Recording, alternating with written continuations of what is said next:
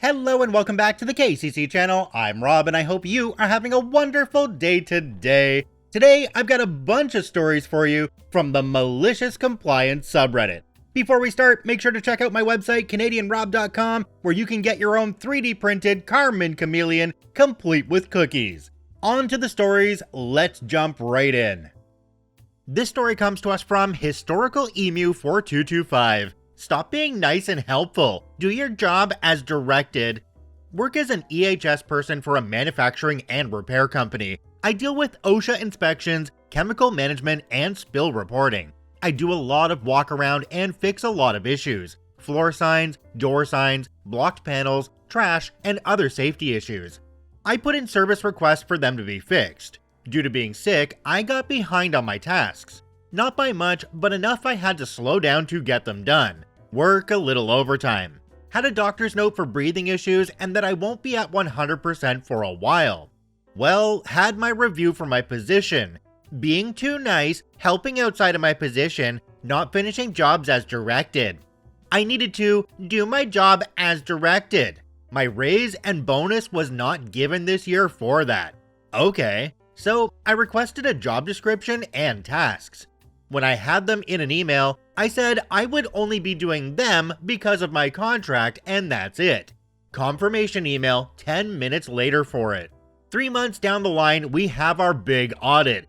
My side of EHS of the department was given a 95 of 100. Very good score. I was docked 5 on the issue with the chemical management.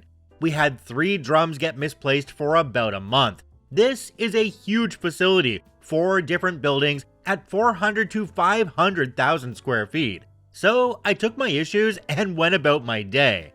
They have some point system for the audit. 1 week later, we had a meeting about the audit. Rest of EHS ended up with a 79 to 82 for the audit.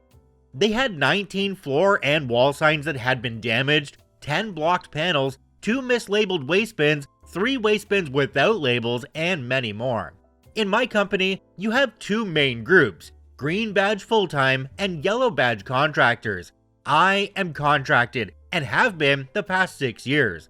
The ones in charge of the inspections that had issues are full employees. They noticed I stopped putting in the maintenance request to have stuff fixed. I ended up telling them that I had my review and was told being too nice, helpful, and to do my job as directed. I gave the head of the department, his company manager, and the other rep that had come in the emails. My direct boss tried to say he did not mean that, but the email showed what I was to do. I was taken aside with my direct boss and the main EHS department bosses and my contracted company rep. Talked to about expanding my scope of work back to reporting and maintenance requests. I said if my bonus and raise from last year are given and an adequate raise for my new responsibilities are given, then I would consider it. They complied with my request and gave me more on my bonus because of getting the highest score on the audit. The EHS team I work for at my facility is 9 people. We had 5 new by the end of the month. I guess Malicious Compliance worked in my favor.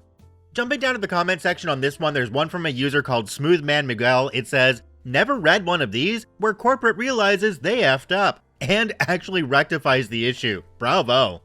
You know, thinking about all the malicious compliance stories I've done on this channel, that's actually very true. Corporate really doesn't realize that they effed up. It just keeps going the same way because they're collecting their paychecks up at that executive level and they generally don't give a crap what's going on below them. So it's very refreshing to see a company that realizes when they screw up and rectify the issue. OSHA is something you really don't want to mess with, and OP, I think the company will be in better hands with you doing those things again. Glad to see you're getting paid what you deserve for it though. This story comes to us from Phantom Father 88. You want a meeting? Fine. I was looking for a digital signage company for work, and with one of the companies, the only way to get information was to create an account, which I did. I played with their demo and talked to the sales department and came to the conclusion that they weren't a good fit based on their offering, and the fact that they marked up their media playing device 2 times while telling me there wasn't any discount for 20 because they sell them at cost. When you can look up the retail cost of a streaming device online, you really shouldn't lie. In any case, I went with a different company, very happy with, by the way.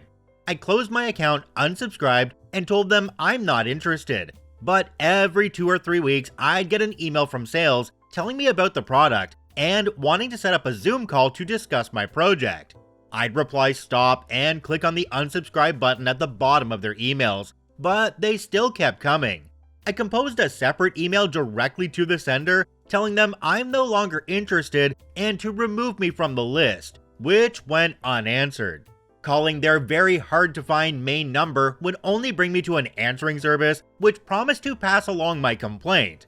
A couple of times, I even got a response promising me they'd take care of it, and yet, filing a complaint with whatever government agency is supposed to help with this kind of spamming doesn't do anything.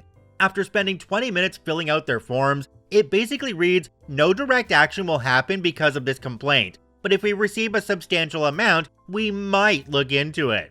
But on the rare occasions I did speak to a live person for the company, I'd give them the filing number and tell them I've asked multiple times to be removed. So after all that, I resorted to my basic strategy, which if you've read my other posts, you already know what's coming. I received another email from sales with the usual link to request more information, so I clicked it.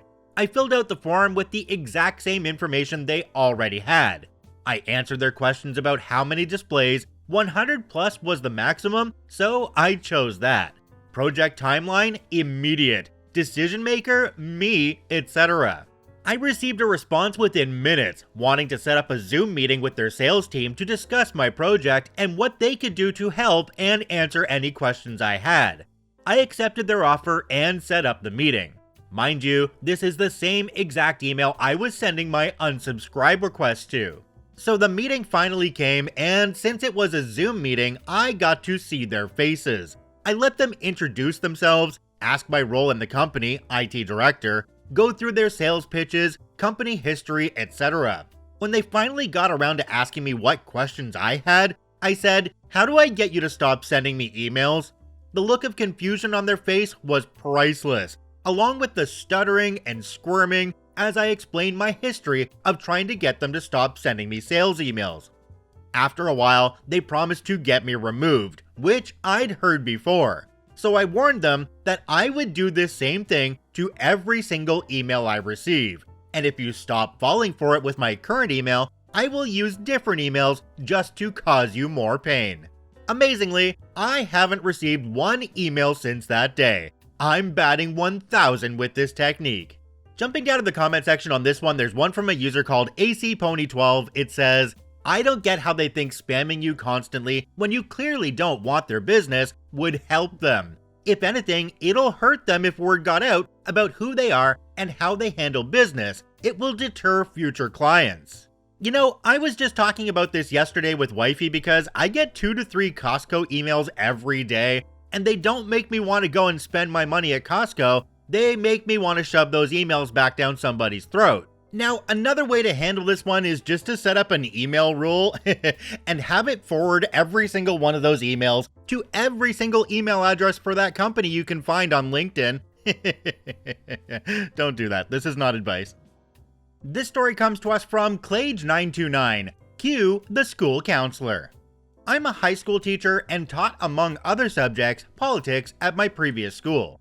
We were briefed over and over again to be on the lookout for any sign that a student might be in psychological distress. While I do understand that it is part of my job, I was always shaking my head in disbelief when we were given the list of possible symptoms: mood swings, irritability, lack of interest in schools, underperformance, changes in interests, etc. Since I work with teenagers, that list applies to about 90% of them, so obviously that list wasn't any help.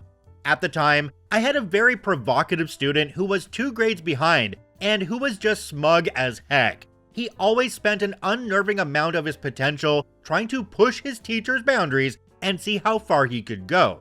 Luckily, I'm not that easy to anger, and always try not to play into students' hands by doing exactly what they want me to do. So if I notice that somebody tries to anger me, I give my best to speak even more calmly, etc. When I was grading a test in politics, I noticed that he hadn't filled out a question, probably because he was once more oblivious to the answer. Instead, he had used his time during the test to draw a little sketch made out of stick figures. One stick figure, labeled as me, had its hand on a lever up on a risen platform with a gallows. The stick figure with the head in the noose was labeled with his own name. At the feet of the gallows, the rest of the class was protesting with signs saying stop or don't do it. I thought about what comment I might write next to it when I remembered the training we were given over and over again. Obviously, this student was in distress. So I contacted the school psychologist and mentioned the disquieting sketch on the test. 2 days later, during my lesson, there was a knock on my door. It was the school counselor who came to get the student for a psychological assessment. The sour look he gave me when he came back was marvelous.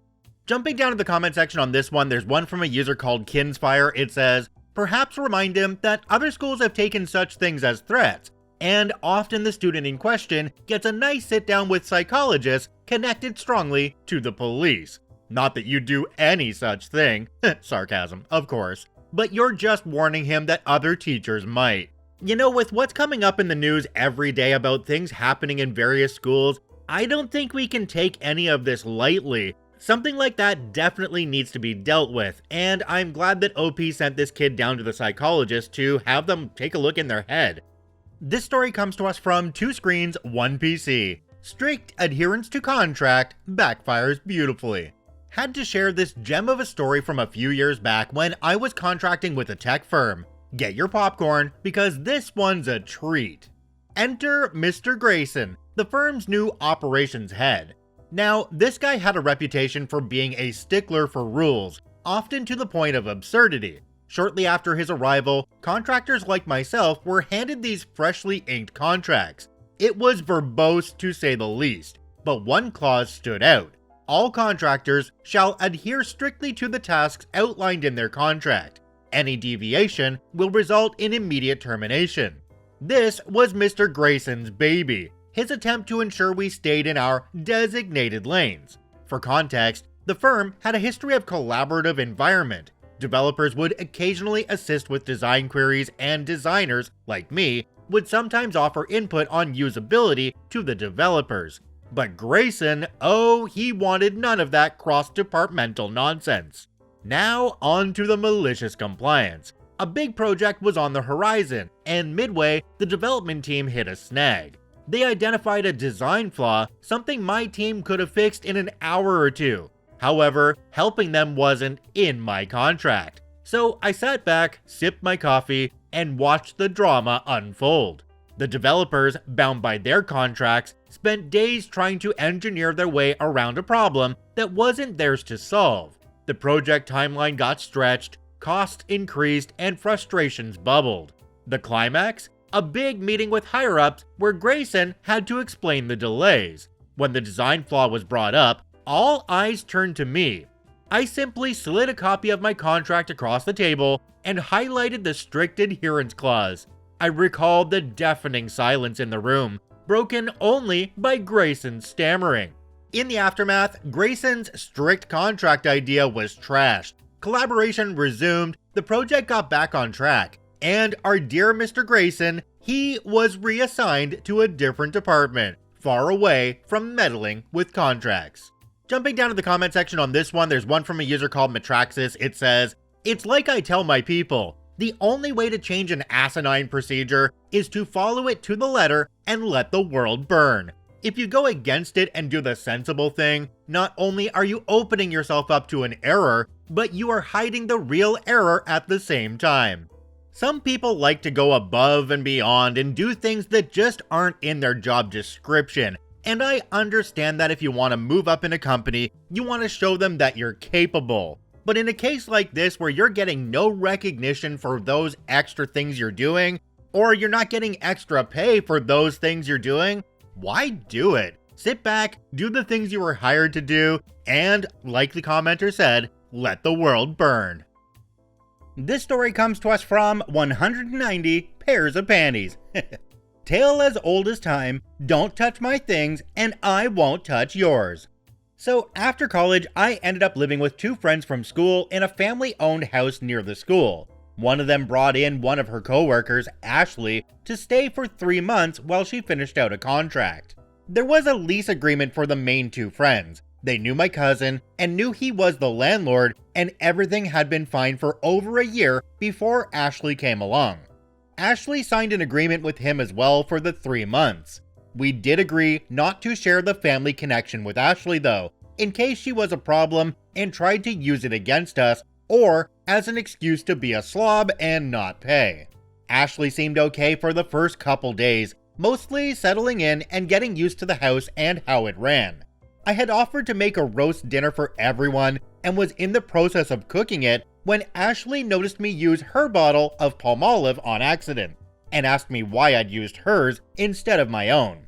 It was sitting right next to mine and a little more empty. Weird. But I apologized for the mistake, took a rubber band from the junk drawer and put it on the neck of my bottle so it wouldn't happen again, and assumed that was that. That was not that. Ashley then informed the roommates that she'd seen me using her salt and pepper on the table on a couple occasions, the cardboard dollar store sets for picnics, and asked them if I always took all their stuff without asking, and if I was always this way. They said no, and Ashley said they were clearly just too spineless to speak up for themselves. She turned to me and said, "I won't put up with this sort of nonsense. I don't want anyone else using anything of mine just because it's sitting out. I will not be having this conversation again. Do not touch anything of mine or else." I can feel my pulse in my teeth. I understand completely, Ashley. I'm really sorry if you feel that way, but I think your way is the best way forward. No more using one another's things at all, right? Right. Well, the kettle, coffee makers, toaster, and microwave are all mine. Ditto for all the pots and pans, flatware, and plates in these cupboards and drawers. The big TV in the main room and the consoles are mine as well. All the bedding on your bed is also mine. I'll thank you to put it in the wash immediately. I think she thought I was joking. I was not. I was going to tell her no roast beef or Yorkshire pudding for you, but she opted not to join us for the welcome dinner on her own. The next morning, as soon as she was gone to work, I rearranged my things in the kitchen, put everything of mine into the walk-in pantry, and put a locking knob on it. I took the remotes and controllers for my big TV and kept them locked in my room. I took the bedding and lamps of mine out of her room.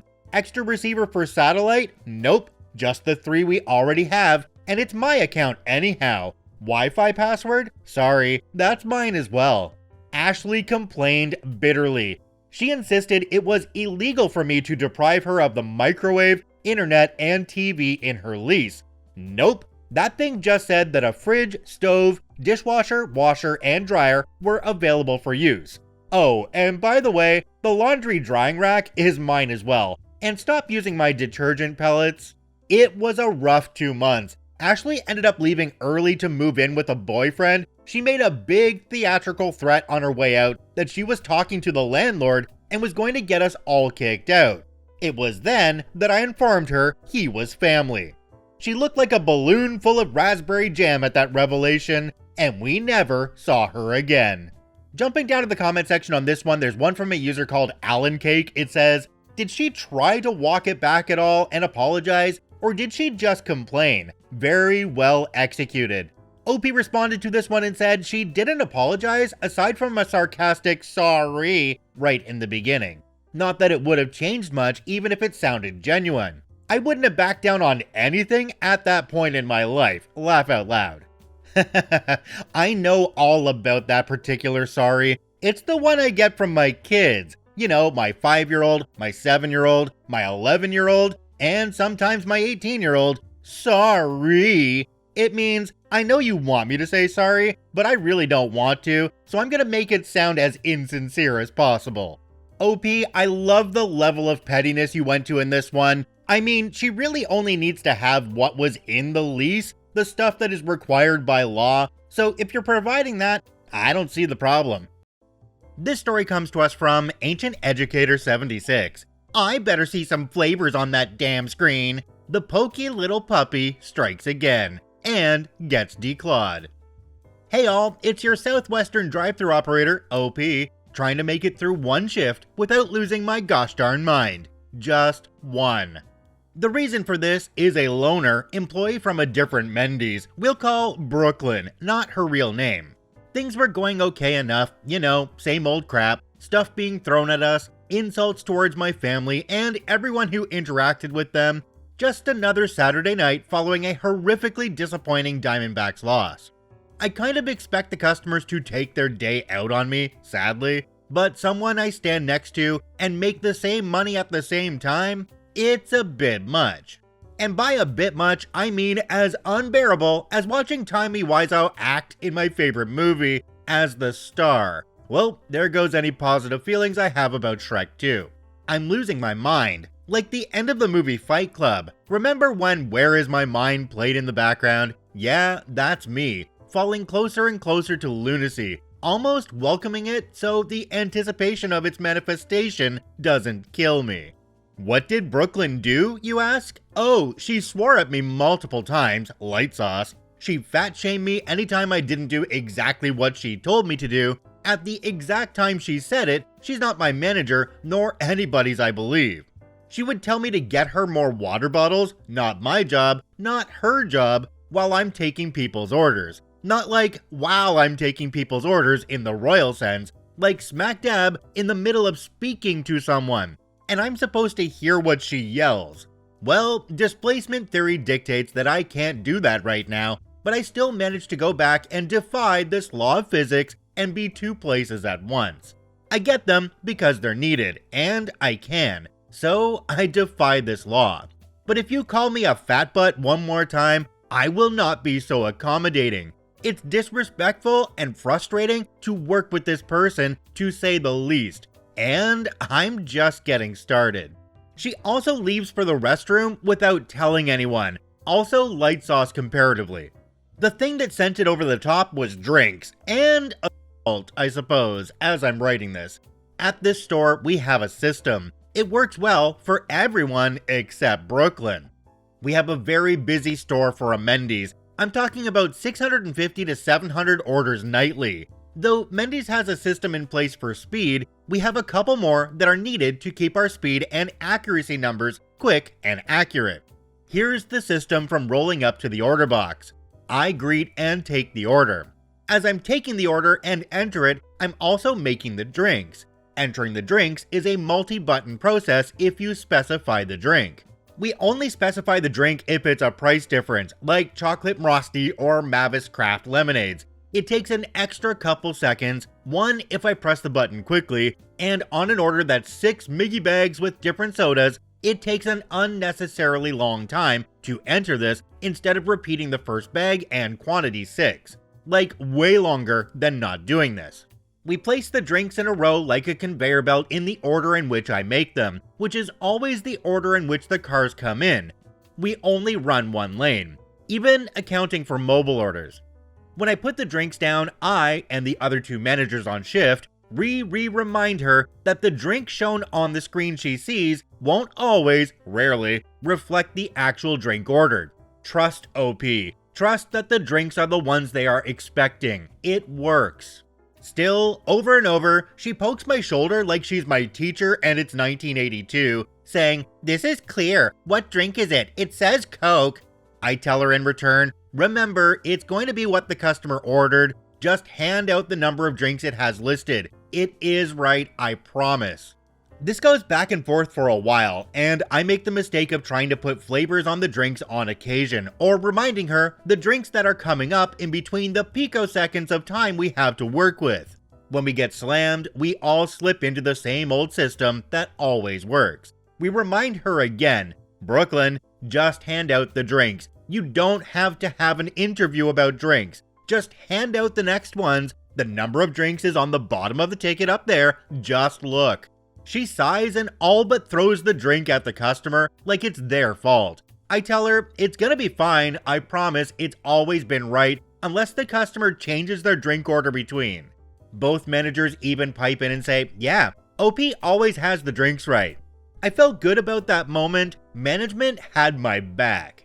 Anyway, next customer with a multi-Miggy bag order, here comes Pokey the puppy again, this time assaulting my clavicle. "Look, this effing crap isn't working for me," poking me increasingly harder with each syllable of the sentence. She yells in my face so hard, her gross lip juice jumped off her lip and morphed into my lower lip. "Look, butthole, I want to see every flavor up there on that screen. Every single one." Pokes abound. Enter Malicious Compliance. I turned around and ignored the fact that this woman just gave me cooties. The very next order I put in, the Coke specifically, instead of just M drink, it now says Coke. And underneath begins a line of flavors that are possible, and many that are not. One line at a time. Vanilla, raspberry, peach, sweet tea, Caddyshack, strawberry, cherry, etc. It went on for 50 lines and took up the length of my screen twice. I hit store and let her rip. It took a few minutes for the order to get up to the queue, but when it did, it flustered her mid-sentence as she handed out the drink saying, "And you had the Coke Vanilla Raspberry Peach Sweet Tea why the..." And she turned to me directly and said, with the window still open, "You stupid fat butt, I effing told you. You knew what I meant about the flavors. Put the right effing flavor." And added a hard poke that hurt like heck. Mainly because it's about the same spot 6 times now. And it hurt her as well, evidently. She screamed with agony while I'm trying to figure out what went wrong. The customer started to look at her in the face, and I had a feeling she was gonna lay into her about the fat butt remark, but this girl is screaming so loudly, we change gears and start to help her. The reason she screamed with agony is because she was definitely in agony. She broke her fingernail straight back. Not just the fake one she was wearing, which admittedly looked so effing cool, like black and white geometric patterns with red blood spatter, but her whole nail came back, and there was so much blood. So much. Suddenly, everyone looked at me as if I did this to her. But after I lifted my shirt to see what my own pain was about, adrenaline wearing off, I realized I was bleeding too. Rochelle, my manager 1, asked me, "Oh my gosh, is that her blood too?" Nope, it was mine. Not as bloody, not as painful, but how I was able to bleed through my shirt from her pokes was a scientific oddity to say the least. As much as I would love to have a nice little bow to wrap this story up, looks like we're both in need of some bandage wrapping of our own. This just happened, so the ultimate fallout is still falling in right now. Update to follow, but right now I'm in the bathroom and my manager just rapped on the restroom door asking if I'm okay. Sorry, I couldn't resist that last one. Even in pain and awkwardness of leaving my workers behind to be in the restroom, I still find a way to write something absolutely inane. OP added an update. It says, "Update, okay, I just kept this page opened and now writing more. The police were here. With the screaming and the blood, the customer called the cops. No one was arrested. Brooklyn is off collecting and home for the rest of the night, and I'm back at it. She sprained her finger and her nail came right off. The police said I had every right to press charges and said I should have told the management the second I got assaulted. The first time, and that we shouldn't work together. Duly noted." Again, this took a non-linear weird turn at the end, but I think I may just be slower and enter the drink flavors from now on. Nah, it just doesn't work speedily, but I'll try when she's here. Also, we are open to other people's ways and systems and ideas. Diane was a floating manager for Mendy's, and she was the one who taught us to enter in a small water as an order whenever there's a mobile order intended for lobby, but they're picking it up through the drive-thru. It tells the cashier to look for an order without an identifier. That saves us so much time. Unlike this story. Jumping down to the comment section on this one, there's one from a user called Interesting Month 56. It says, "You definitely should have pressed charges. If not for you, then for the next poor soul she is bound to assault. She needs to spend 30 days and 150 hours reflecting on how much of a toxic and unpleasant person she is." I kind of agree with that comment, and OP, yes, I think you probably should have pursued that, because this person is going to go and just do it to somebody else. And you know they're sitting back right now thinking, it's not my fault, they're the reason I got in trouble, because it's never something the butthole does, it's always somebody else's fault. This story comes to us from Invisibunny. Interviewer accuses me of parking in the handicap spot, and tells me to prove it. A few years ago, while I was in school and job hunting, I got an interview at a company for office work, filing, answering phones, setting appointments, etc. I was looking forward to getting an office job instead of retail or fast food. The building had big window walls that overlooked the parking lot so you could see cars pulling in and parking. I pull into the lot and park my car. I get out and walk into the office. Now, as I'm walking in, I note that there is a car parked in the handicap space in the front of the office. This car looks just like mine, I should note. So I walk in and I'm greeted by the manager, who kinda gives me a scowling look. It made me uneasy a little as we walk back to his office. We sit down and he's asking me questions in a bit of a clipped tone. He seems annoyed by my answers and I don't understand what's going on at this point. Finally, he says, "Do you always park in handicapped spaces?" I'm confused, so I ask him what he means. He goes on a rant about how entitled I am for parking in the handicap spot at a potential place of employment, and I'm just getting more lost. I asked him what is going on because I didn't park in the handicap spot. I'm parked in the lot. He argues with me and says he watched my car pull in and saw me parked there. I again told him that I didn't park in a handicap spot, but that the car I walked by in that spot looked similar to my car.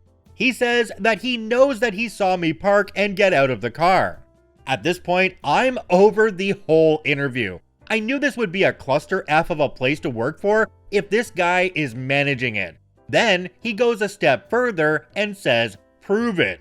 I grab my purse and get my keys out. I don't even bother waiting for him and just leave the office. He's jogging after me and hurried outside to stand and wait. His face went from smug arrogance to Pikachu real quick as I walked past the car in the handicap spot. He asked me where I was going as I walked over to my car. Then I turned around and made eye contact as I hit the button on my keys to unlock it and got in. He was starting to walk over to me, calling out that he was sorry about the misunderstanding, but I just put the car in reverse and left. I didn't even make eye contact with him as I drove away. OP added a really quick edit on the bottom. It says, "This was my second interview, so the manager knows what I and my car look like. I don't know why he said he saw me. I'm assuming it was a lie to get me to admit that I did. I've pondered this many a night, trust me." Jumping down to the comment section on this one, there's one from a user called Ms. Lurks a Lot. It says, "Great story and good save, OP. Imagine what it would have been like working for him." The next commenter down, called Bovine Arithmetic, says, "Being constantly and condescendingly accused of things you didn't do? Sign me up." Another commenter down below, called Gab737, made a very good point. It says, "An interview isn't just to see if you're hireable, it's to see if the company is worth working for. People forget that because modern day corporations act like you were blessed and kissed by God himself with the opportunity to work for them. You owe your entire life to them, because at any moment, they could not only make you jobless, but homeless too." OP, could you seriously imagine working for this person going forward? They would nitpick every little thing. That manager was basically waving enough red flags in your face that he could be his own Soviet parade. I've got to be honest though, if it was me leaving that place after being treated like that by the manager, they would definitely get a middle finger salute on the way out, because F that guy. This story comes to us from Traditional Mud 1241, 7-year-old Malicious Compliance. So this is me as a 7-year-old, much more than 7 years ago. For context, this predates common use of mobile phones. I think about this situation from time to time and just now realized it was probably my first experience with malicious compliance, even if it wasn't strictly speaking malicious. In the 2nd grade, mostly 7-year-olds for those not in the US, I had one of those teachers who likes to single out a student for whatever inadequacies they are currently wrestling with, and I ended up in the principal's office quite a bit. The most recent occurrence, I was sent for lying about needing to go to the bathroom, because the teacher was peeking outside the classroom on my way back, and I drank at the water fountain. Apparently, it was necessary for me to say I needed to ask if I could use the bathroom and get a drink of water. The principal ordered me to sign a parental form letter saying that I would never again lie to school staff. 2 days later, I forgot my homework at home. I was sent to the office for this. This time, I was given a form saying that I had refused to do my homework. I drew a line through refused and wrote forgot. So the principal gave me another copy of the form and told me not to say I forgot. So I wrote a line through do my homework and wrote lie to school staff because I didn't refuse to do my homework. The principal started yelling at me and I just sat there saying nothing. Then he said, "Are you gonna sign the form with no changes?" I said, "I promised you I wouldn't lie. I won't sign a lie." He said, "If that's your attitude, you might as well go home." So I did. I sighed, stood up, went down the stairs, and out the door. 20 minutes later, I was home. The principal called the police. The police called my parents. Nobody thought to check the place I was told to go. Eventually, my mother got home with a police officer, and I said, I was told to go home, so I did. Then I explained the situation. The police officer asked me if I was lying, and I told him about the first note. He looked disgusted, said, well, he's safe, and left. The next day, we had a meeting with the teacher, the principal, a truant officer, and my parents. I said I'd accept any punishment they gave me, but I wouldn't lie about anything to any of them. The principal said, I guess it was his favorite expression, if that's your attitude, you might as well go home. So I did. There was yelling involved, but I left. A few days later, I was at another school. I don't know what happened in the background, I was 7.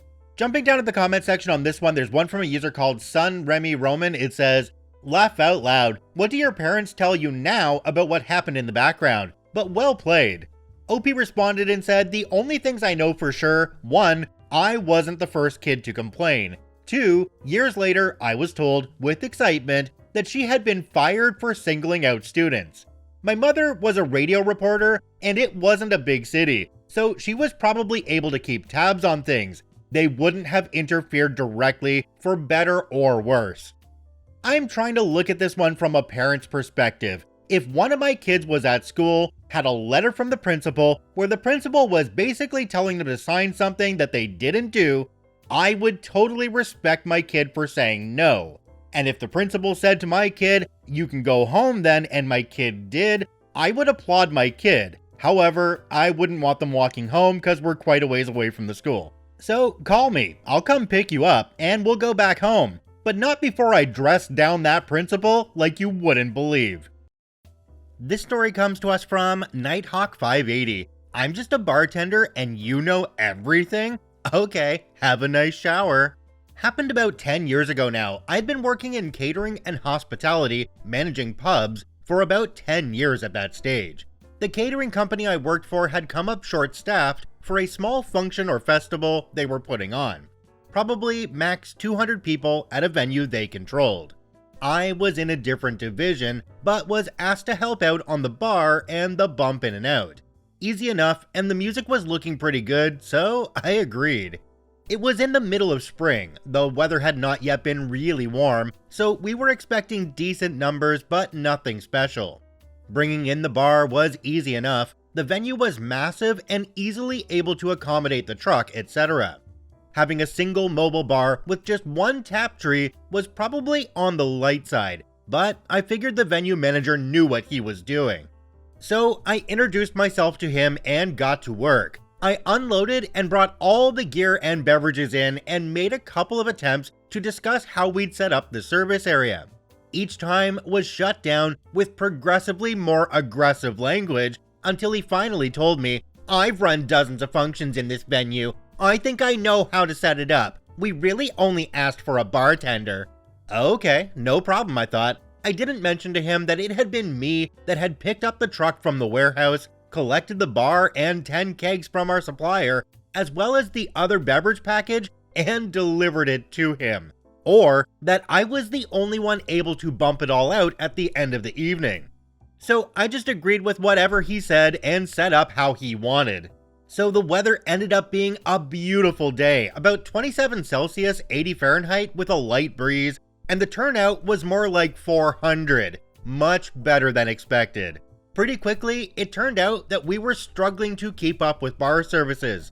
So I suggested that rather than traditional service, we should have one person on the till, one person constantly pouring beers, never shut off the tap, and one person filling other drinks, wine and soft drinks, etc. Again, I was snapped at by the now clearly stressed venue supervisor. "You just keep serving and let me do the thinking." Okay, so now I'd had enough. Customers were getting frustrated at the slow service, and this peanut was too proud to accept advice from someone far more experienced. And then the keg blew. I was about to change it when the peanut stepped in and said he would take care of it. I checked that he knew what he was doing and was assured he'd done it hundreds of times and to back off and leave him to it. So I did. I watched him not uncouple the gas line and go straight for the beer lock. Happily, he had his face right in the spot, so as soon as he cracked the lock, he copped a huge spray in the face of nice warm beer foam, all through his hair and all over his glasses, wet all down the front of his shirt as well. It was glorious, and the first 30 people in line thought so as well, because they'd witnessed some of his antics. I didn't hear much out of him for the rest of the day. He asked me to change the kegs when needed, and pretty much stayed away from the service area. We streamlined things as well, and although it didn't end up a success as far as customer satisfaction, it was not the disaster that was brewing. Jumping down to the comment section on this one, there's one from a user called Bo Slayer. It says, "I am a delivery driver for a local distributor and knew from the title what would happen. Good read still, this guy got what was coming." I love malicious compliance stories where big doses of karma get dealt out to those who deserve it, and this one right here is one of the better ones. The only thing that could have made this better OP is if when he stood up, you looked at him and said, "Oh, what are you doing? Employees don't get free drinks." This story comes to us from White Cherry Rose. "You want proof that my fiance is sick? You got it. I, 25 female, am engaged to my fiance Joey, 26 male. He recently had surgery on his leg and hip, but there were complications, and he has been sick and weak since. We try not to ask for help, but this has put a big financial strain on us, to the point where we spend our wedding savings on his recovery. We are fine with this because if we need to have a courthouse wedding, we're cool with it. We just want him to be healthy. But we did set up a temporary donation page to help with some of the expenses. A friend of mine, Carla, 25 female, donated $10 about a month ago, and I reached out to her to thank her. Last week, we posted an update, not asking for more money, but just to let people know that Joey has had another setback and the doctors are creating an all-new treatment plan for him. Carla commented publicly and said the following, "I'm beginning to question if he has actually been sick this long, or if y'all are just trying to get more money for your wedding. Who takes this long to recover from surgery, especially when you're an athlete?" I said, "I'm very offended and appalled that you would accuse us of faking anything. Maybe you're just having a bad day or a moment of bad judgment, but how shamefully low of you." She replied, "I want my donation back unless you can show proof that he's sick, in a hospital bed, or sitting in a doctor's office, anything." I sent her $10 to get her off our backs, but I also sent her a video with Joey's approval, the proof she asked for. One of the concerns Joey has had is that he will get severely nauseous if he eats protein, which is what he's supposed to be doing, and when he overexerts himself, which he does sometimes. I sent her a video of him dry heaving into an emesis bag in the middle of PT.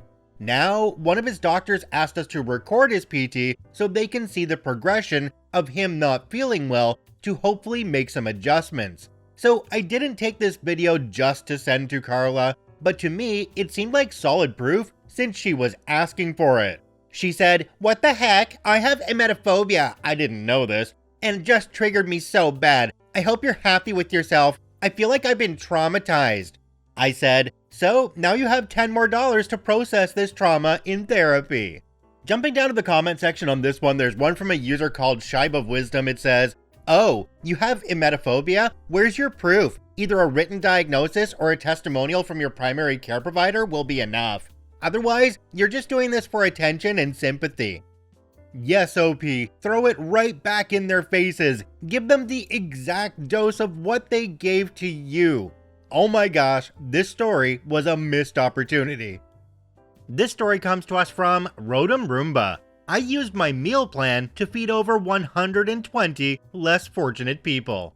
This happened my freshman year of college about 20 years ago. My university had just invested in a big new dining hall, and to help pay for their investment required all new students to buy a 150 meal plan both semesters.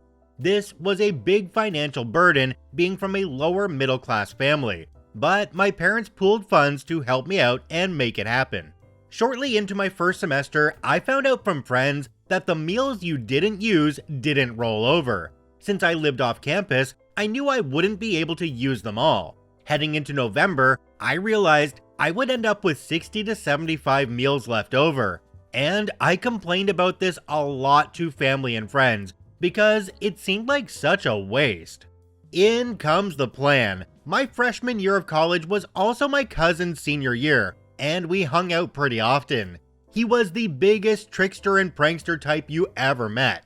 One night, while we were drinking, he says, "What if you brought a bunch of homeless people to use up your meals? How much would that piss off those self-righteous bastards?"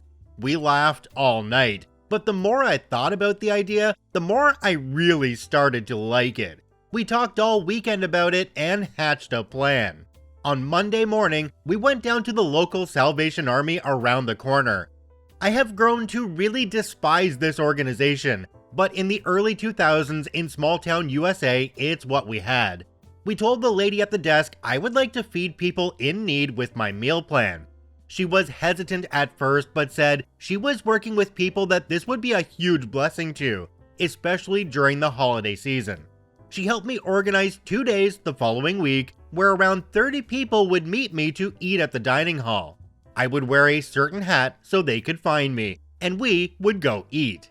The day finally arrived and all kinds of people were there. There were homeless people in tattered clothes. There were families with kids that seemed excited to eat out. There was even one family I will always remember that seemed embarrassed to take a handout.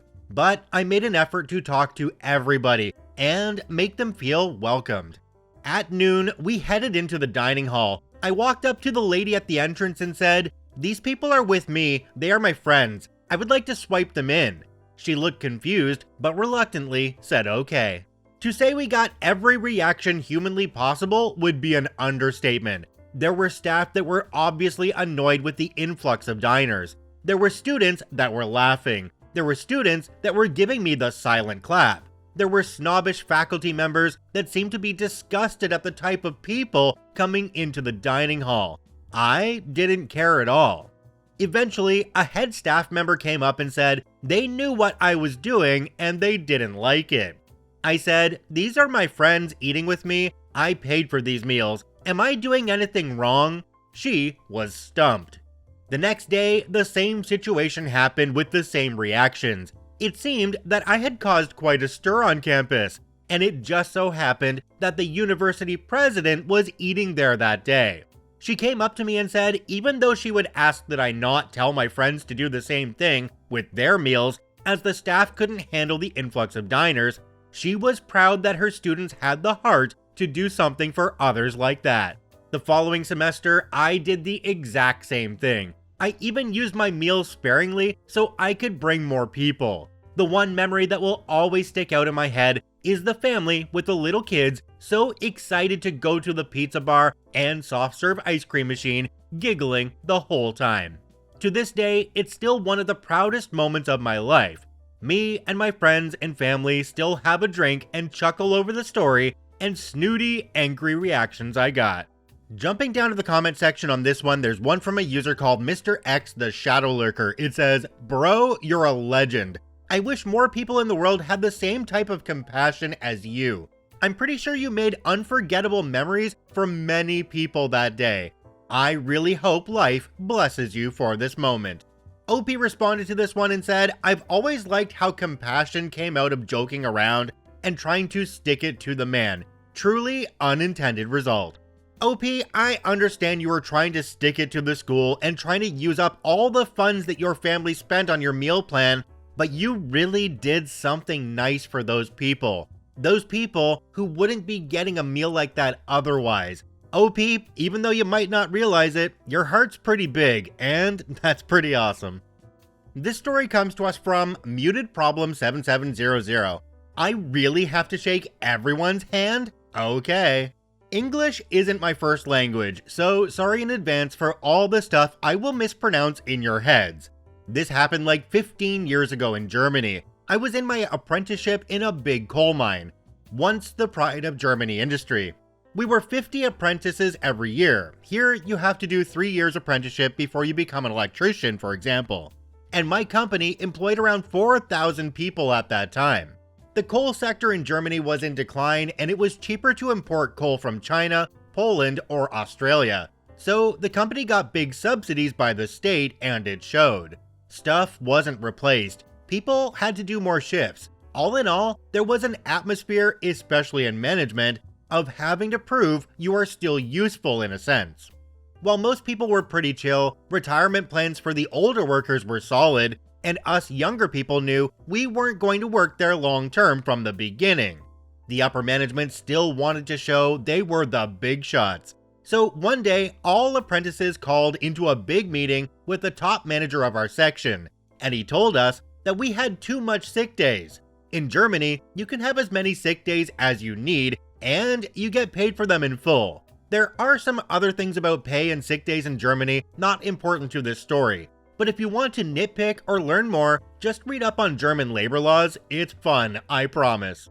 He even had a full PowerPoint presentation with how many days we had, what was the reason, there were charts and figures and such stuff. The whole management spiel. In the end, his idea was that from now on, we had to give our sick notice to him personally in his office at the first day of absence. This is kinda not 100% legal, I guess. I'm no lawyer. But we were all young people and had little to no knowledge about this. Why he wanted to do it this way was clear. He thought many of us were faking their sickness to get a long weekend or whatever. Up to then, you only had to phone in when you were sick and could either send your doctor's notice by mail or bring it in and leave it at the office receptionist.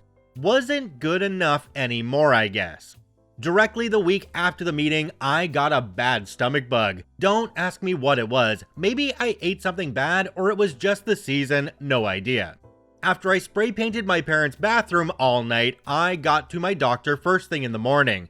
And I got a doctor's notice and was instructed to not go under people for the next couple of days in case I was contagious. So I went home and phoned the receptionist at the office to tell them I was sick and I couldn't come in. He transferred me to the manager, who told me I had to hand him the note personally. No ifs or buts. If I didn't, I would get a write-up or worse. I knew he thought I was lying, and that didn't sit right with me. In all the time there, I only missed work for 1 week, and that was because I had a broken foot. Yes, I worked in a coal mine with a broken foot. I am not nearly as tough as this makes me sound. And I didn't like to be accused like that, even though it was only implied. By law, you're not forced to tell your employer why you are sick, only that you are sick. Cue my malicious compliance. I said, sure, I will be right there. I got into my car, drove to my workplace, and got to the office. My manager was in a meeting with some higher-ups in the company, and I was instructed to wait. But as he heard I was there, I was invited into the room full of people in expensive suits who looked like they had serious business to do. Or whatever, maybe the cookies were good there, I don't know.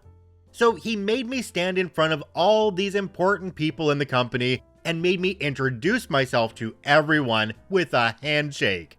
I didn't protest. Why would I? He insisted. I shook the hands of the manager of production and finances and development, everyone who was there, and I introduced myself. I'm sure it was meant to scare me into not having any false sick days anymore. Then, with a triumphant smile, he asked me why I was there, and I pulled out my doctor's notice, gave it to him, and said, As you instructed me, I had to give you my doctor's notice in person. I got a bad case of stomach flu this night and just wanted to let you know I will be sick for the rest of the week. The faces were priceless and he pushed me out way too fast for me to really cherish the situation. My stomach was better by next week and the rule about our sick days was lifted. Jumping down to the comment section on this one, there's one from a user called Sharpcoat3797. It says, any idea if the suits had to personally hand him sick notes after about 2 days of flu incubation period? OP responded to this one and said, I wish I would know, but that information was not given to a lowly apprentice like me. But it must have had a lasting impact as there was no more talk of sick days and the rule was silently phased out the next week. Well, I don't know about you all, but I was kinda hoping that OP was going to walk into that office and spew all over the place, preferably after shaking everybody's hand, just so they could see how sick OP was.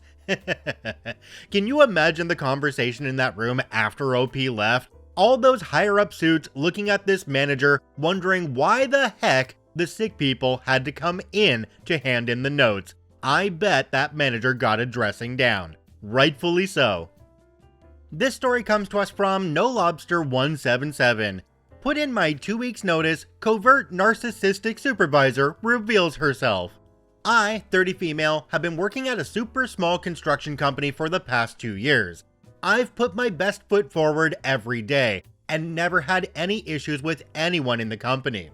As of 3 months ago, they moved me from an infield coordinator to an accounting position. It was an emergency move as one of the employees stole $80,000 from the company and they needed an immediate replacement. My new supervisor, we'll call her Mary, 34 female, was always super kind to me and we've become pretty good in-work friends. Well, these past couple months have been heck. I hate the new position, and to be fair, I'm not very good at it. So I found a new position and I've been keeping it a secret for a while. I let the owner know first and he was very kind and receptive to it. The issue started when Mary got word of it. She immediately cornered me and started going on this rant, saying things like, why didn't you tell me? You're being incredibly unfair and selfish. I can't believe you would do this to us. This is unacceptable. Don't ask me for a referral because you're not getting one from me, etc. I politely told her that the opportunity was something I simply couldn't pass up. She then went to the owner and asked for any details I might have given to him about the new company and new position. I believe to try to sabotage me leaving. And thankfully, I hadn't discussed any details about it with anyone. It was awkward after that, but I didn't think anything of it. The next day, when things took a turn for the worst, Mary decided to be petty and removed all of my authorizations to any accounts I had, so I couldn't perform any of my daily tasks. I didn't want to leave on a sour note, so I brought it up to the owner as Mary was out of office that day. He reauthorized my accounts and I continued to work. Mary was back the following day and was completely livid that I had went around her and talked directly to the owner. Her actions towards me would only get worse from here on out. The next day, I came in to notice that my desk was moved and my computer access was taken away yet again. Cue the malicious compliance. Since I couldn't do any of my daily tasks and really didn't feel like dealing with the screaming Mary, I was on Reddit for basically the whole day. At the end of the day, Mary came into my new back storage office and said, busy day today? I know mine was. I just smiled and said, yep, exhausting. She did not like that response and went to the owner to say that I was purposefully not doing my job and my last 2 weeks would be pointless, so we should just let her, me, go now. The owner disagrees, calls me into his office, and after I explained what she had done, he gave me access again and told Mary to work from home. Another day goes by. It's extremely peaceful now that Mary is working remote, but unfortunately, this does not mean my day was getting any easier. Instead of taking my access away, she had IT start forwarding all my emails to other employees in other departments that had nothing to do with my specific position. At this point, I only had 3 days left, And so I just took it as, okay, this sucks for them, but it's on Mary's head if anyone has any questions. I looked at my PTO and I had way more than I had thought, so why not use those for my last days? And that's exactly what I did. I was originally supposed to let all vendors know and start forwarding them off to the appropriate people and interview second round candidates for my position. But not anymore. The owner was completely okay with it and understood that Mary was being toxic and that he would have a talk with her about her attitude and position if this continues. Now, with my last 2 days and me being on PTO, I finally thought I was safe from Mary, but lo and behold, she was still holding a massive grudge, as if me leaving my position was a personal attack on her. She called me at 4:30 in the morning and left me a voicemail saying our company was having an accounting emergency and I need to come in immediately. I called her back about 4 hours later, which she was fuming about, and went on a massive rant about how I'm extremely entitled. I will never get anywhere with my attitude. She's embarrassed for our company to say that I ever worked there. That if she ever finds out where I will be working, she will make sure that I'm fired and will never get a job in this town again.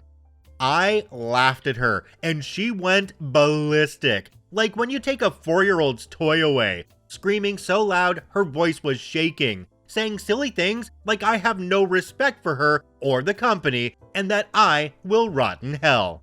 I hung up on her once she started bringing my family into things. I called the owner and explained to him what happened, which he wasn't shocked about, and had told me that when she came in that morning, she was going on a rampage like the Tasmanian devil. After finding out why she was freaking out, he promptly fired her. I was shocked, since this was such a small company and he definitely needed her. I had heard from another coworker that she ended up destroying a bunch of company property on her way out, and now she's facing a lawsuit due to the damages. So thankful she revealed her true self to everyone, and that I'm far, far away from that company and her. Jumping down to the comment section on this one, there's one from a user called 7399Genelope. It says, laugh out loud, wow. That lady burned a lot of bridges. She'll have crappy luck getting a new job. Laugh out loud, I bet she applies to your new company at some point. A couple days ago on the KCC channel here, we covered a story from another user of Reddit who had that happen to them. Their old boss, who was a pain in the ass, ended up applying for a job at OP's new place of work, and they had the wonderful ability to deny their application. OP, if this happens to you and this person applies to the new company that you're going to, you need to ask your boss if you can be in that interview room when they come in, because they will be so uncomfortable they'd probably get up and walk out on their own. This story comes to us from The Horizon Lies. You want me to do something else while I'm waiting? Okay. This is kinda long, sorry, or whatever.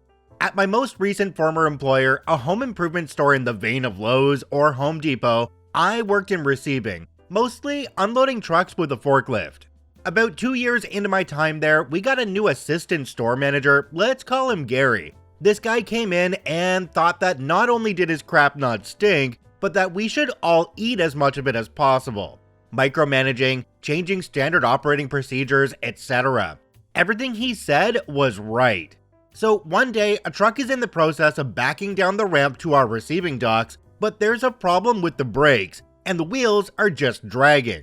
Since my job at that moment is wait until the truck comes in and unload it once it does, there's literally nothing I can really do, apart from give the guy good vibes from my seat. To be clear, the problem was not any failing on the driver's part, just bad luck with the hoses. At this time of day, we have 2 people on the clock in receiving. Me on one forklift, waiting for the truck, and my department manager on another, helping out in the outside yard because 2 propane forklifts were disabled, and they had 2 lumber trucks show up at the same time.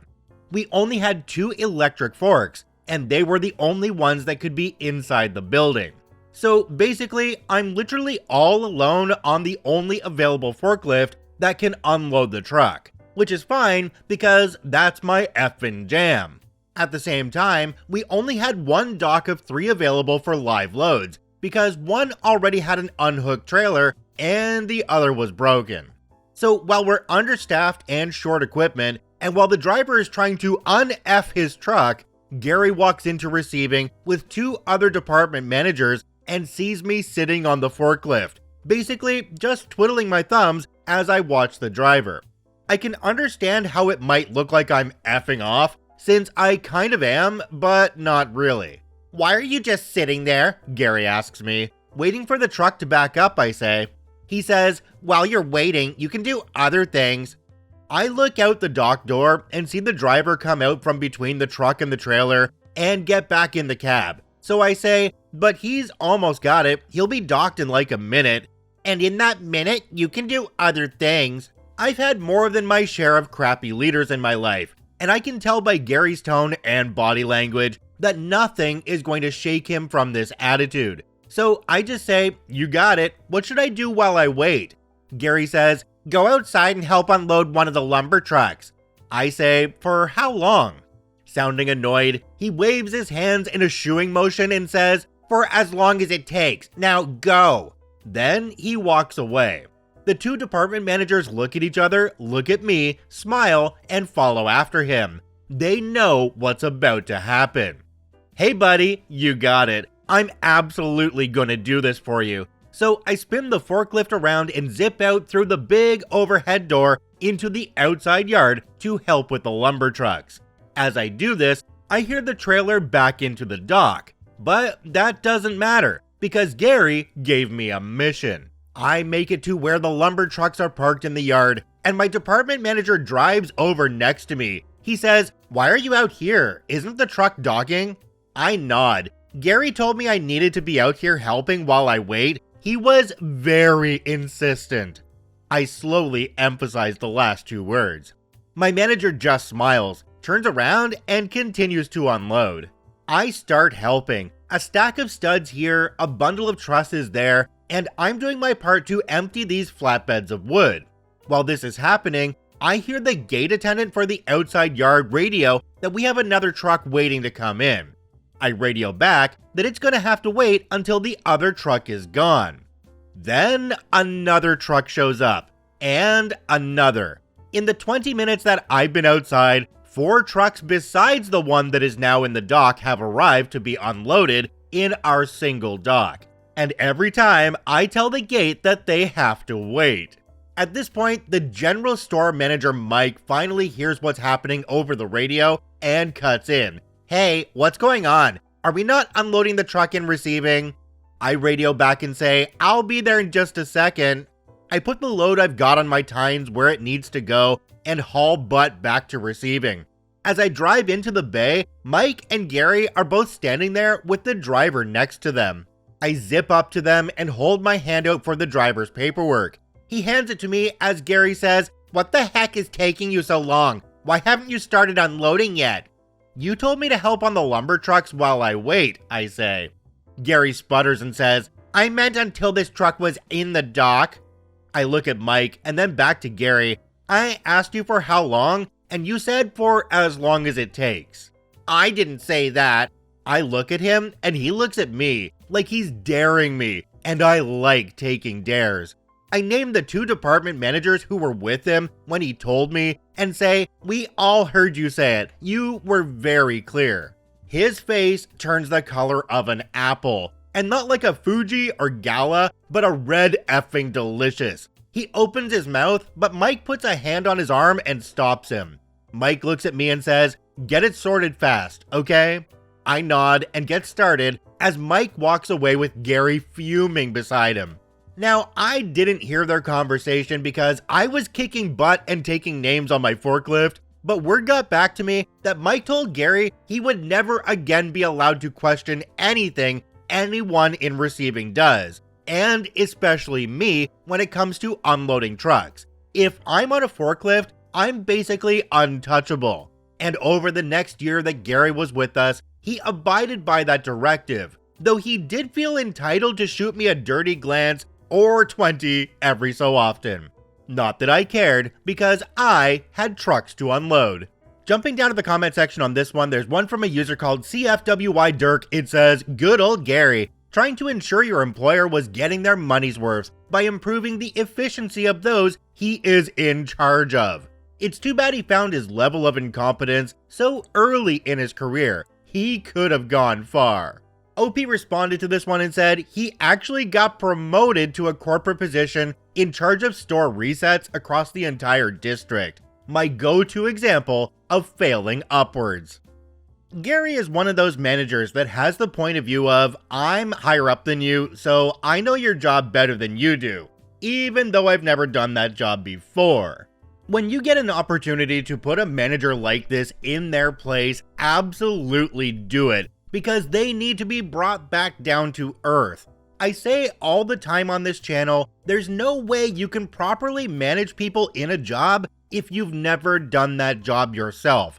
Companies really need to put managers into those positions for at least a few weeks at a bare minimum, so they know exactly what it is they're managing. If you don't do the job, you can't manage it. This story comes to us from Kingdo7. You want us to mind our business? Okay. Hello, this is an old story from around 2015. I was, at the time, a college student, and I hope you will enjoy it. Also, English isn't my native language. I was living in my first apartment, a complex for college students. The complex gave us separate bedrooms and a bathroom, but the kitchen and dinner room were common. There was one kitchen per floor. As you expect, dinner time was crowded, but we managed. Quickly, I noticed a guy. He always did the same thing. He came, prepared a quick meal, put it in the induction hob, and left. I noticed him for two reasons. First, I find it odd to leave the kitchen while cooking. If you cook a long meal, I get it, but a quick meal? The second reason was because he left for an unreasonable time. His main meal was a 3-minute rice, but he usually left for 20 to 30 minutes. So while I was cooking, then eating in the kitchen area, I often stop the pan and evacuate the water to not have the rice turning bad. After multiple times, I try to tell him that whatever he did, his rice was only cooking for 3 minutes, and since his activities take him 20 minutes each time, he should take care of his meal. But he shut me off, telling me to mind my business. I told him that he wasn't nice, but I will indeed stop taking care of his meal now, and his meal will turn bad. He smirks, telling me there are a lot of people in the floor and someone will do it anyway. Few days later, I can see his pan with rice again, and someone else decided to take care of it. That person ends up sitting in my table to eat and asked about the rice without the owner when everyone was eating. So I told her about the guy who constantly left others cooking for him. She tells me I was being mean and we should help each other. I told her I won't stop her from cooking for him, but he will be ungrateful. She didn't like my answer and stayed silent. I saw her taking care of his meal multiple times after that. Then, one day, she caught the man fleeing the kitchen and ran after him. She came back and sat right next to me. She wanted to vent about how the man was a brat. I laugh. I say, I told you. This scenario repeated 5 times, but the last 2 were easier since 3 people were telling the same thing. At some point, someone asked the dude what he was doing to ditch his meal every day. Video games. After our team of 5 were formed, I noticed one thing. Basically, no one was helping do anything in the kitchen. The only one who did was us 5. We were 20 per floor. It wasn't a big building. Only 100 rooms for 5 floors. So with us not helping him anymore, his rice will finally turn bad. I talked to the others about it, and we decided to see the show. We came in early as possible, cooked, ate, and just hang out in the kitchen. Then come the man as usual. He put water in his pan, add the 3-minute rice, and left. The time he came back was random, but mostly around 20 to 30 minutes. The worst was 1 hour. We waited. 3 minutes passed, and he wasn't there as expected. Others started to come and make their meal. Sometimes they asked for the abandoned rice, so we just explained that the owner was in his room playing video games. They all shrug and continue their business. Nobody even tries to help. Oh yeah, he put the induction hub at max temperature too. After 30 minutes, we expected him to come, but he didn't. Feeling interested in science, I never saw overcooked rice before. Well, not that overcooked. I approach the pan to look at the rice. I take a fork and dig a little. They ask what it looks like. I answer, the rice looks completely fine if untouched, but disintegrates in a fine powder in the water with my fork. At 40 and 50 minutes, he still wasn't there. Most people have finished eating and returned to their room by now. 2 of the group decided to leave too. At 1 hour, someone checked the state of the rice and say all the water was evaporated. It was proposed to stop the induction hub to not risk a fire, but we decided not to, mostly because we were there. The other 2 decided to leave, having better things to do. I think about it myself, but hey, I am patient and petty, and I want to see his face in front of that pan. I was then waiting by myself. At 1 hour 30 minutes, I checked the rice. As expected, the bottom was dark. At 2 hours, one of the 4 saw me alone in the kitchen. The conversation was as follows. OP? Yes.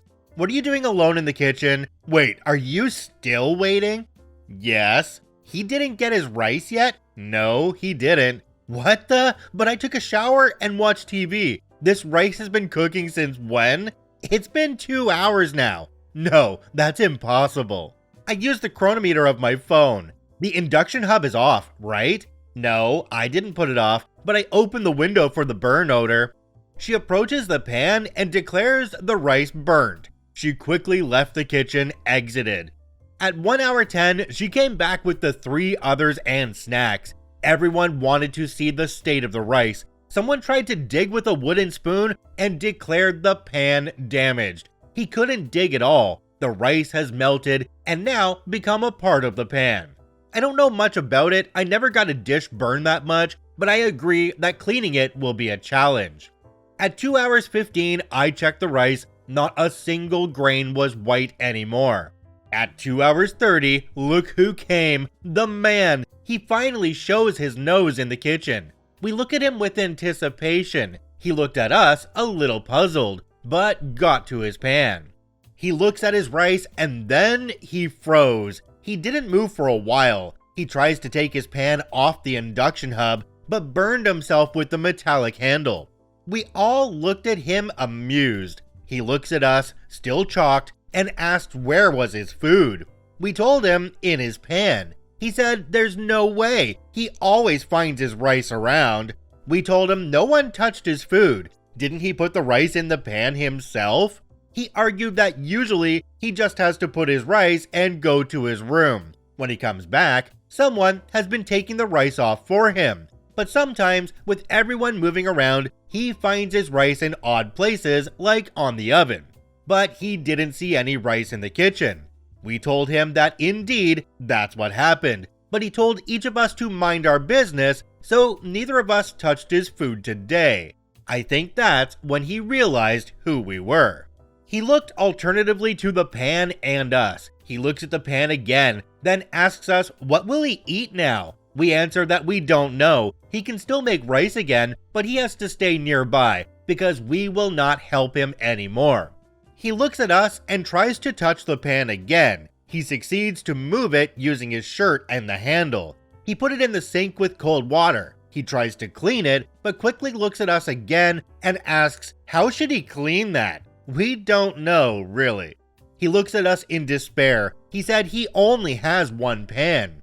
We laughed. I left after that. I know that 2 people stayed, but I saw what I wanted. While he still went to his room after putting his meal in the pan, he comes back around 5 minutes later. Then, eventually, just stopped going to his room. I guess the round trip was a hassle for just a few minutes. Outside that, I notice that he has a brand new pan. Jumping down to the comment section on this one, there's one from a user called SidRatFlush. It says, this should have been done in the first week. Growth can be such a painful experience, but lessons worth learning are remembered. OP responded and said, yeah, but there's always someone to take care of the rice for him. Mostly because he was keeping the induction hub from others. Only 4 places for 20 people. In that case, I guess it does make sense that they were taking it off for him because they wanted to use it themselves, and also they didn't want to burn down the place that they were living in, which makes perfect sense. Another way to handle this one would have been just to turn off the induction stove right after the guy left the room, so that when he came back and looked at his rice, it would still be raw and hard and break his teeth. I mean, wait, maybe not that far. This story comes to us from Hobbit Hardcase. Take my time over breakfast? Okay. Many years ago, I used to work for an SMB managed service provider as a repair technician in London. I was repairing desktops, laptops, and printers. It's pointless trying to drive in central London, so the company would reimburse us for our monthly public transport ticket. As a result of this, we couldn't really carry spare parts with us like the guys with company cars elsewhere in the country, so they would get delivered to site. The usual routine was go to the office in the morning and collect the parts for the first call, then ask the store's clerk to arrange delivery of the rest of my day's calls to site, in a set order. This would be the orders that I had already planned to attend to travel for the day, so the parts would get there before me and I could crack on with the first one whilst they were being delivered. I'd usually be on site for the first one by 0930 and would frequently manage 6 or 7 repairs per day. Obviously, this would depend on how much travel was involved, but all the techs would divvy up the calls first thing in the morning so that none of us were running around the city too much, and we were mostly based around one area for the day. We each had regular clients where we'd often go 2 or 3 times per week and knew the IT teams involved. Anyway, the MSP gets bought by a bigger MSP. We're told not to worry, I know, right? And that nothing would be changing, as we were one of the most productive regions in the business. And for a bit, it was everything as normal. Then, the manager announces that he's leaving. I bumped into him about a year later at random, and he said that it was due to politics. A new golden boy manager is parachuted in from up north to transform us. Apparently, we might be the most productive team, but we weren't the most profitable. He devises several methods to decrease costs and raise profitability. First off is the closure of the office and relocation of the stores to somewhere central. This is basically the other end of the country, so shipping has to be done the night before. Us techs are none too happy about this. Second, he wants all of us to use cars, our own cars. He can't force this as the travel ticket is written into our contracts and he can only change the contract with our agreement. To a man, we say no. What he can do is change the shipping routine. The new process is that parts will be delivered to a commercial locker at locations in the city, and we have to go and pick the parts up before heading to our first call. Cue Malicious Compliance. We are well aware of the performance of the new owner's chosen shipping company, and usually reserve them the nickname UK Fail, as they never seem to hit service level agreement. Further, the lockers are located in various strange locations, on the street, petrol stations, random courier offices, kinda like how Amazon lockers are now, but without the nice paint jobs or electronic entry. They have no way to keep tabs on who is where, or collecting what, aside from calling us. Anyway, there's a quick get together and we agree that as the golden boy hasn't deigned to help us and isn't hiring replacements for those who left, we aren't obligated to help him. The plan is, no one is to attend a locker until 10:30, which is the SLA for parts delivery. No one is to carry more than 1 bag of parts. If you have to do multiple trips to a locker, so be it. No one is going to pick up any slack for anyone else. Answer calls for help if someone is in trouble though. Do what you have been assigned, if possible, and never call in to say that you have finished all your calls for the day. Anything that gets left over gets left. If you get assigned an emergency call, some clients had SLAs that required a tech on site in a given time, usually 4 hours. Go there and wait for parts as usual. Communicate this to any new hires during their training days. Productivity plummets.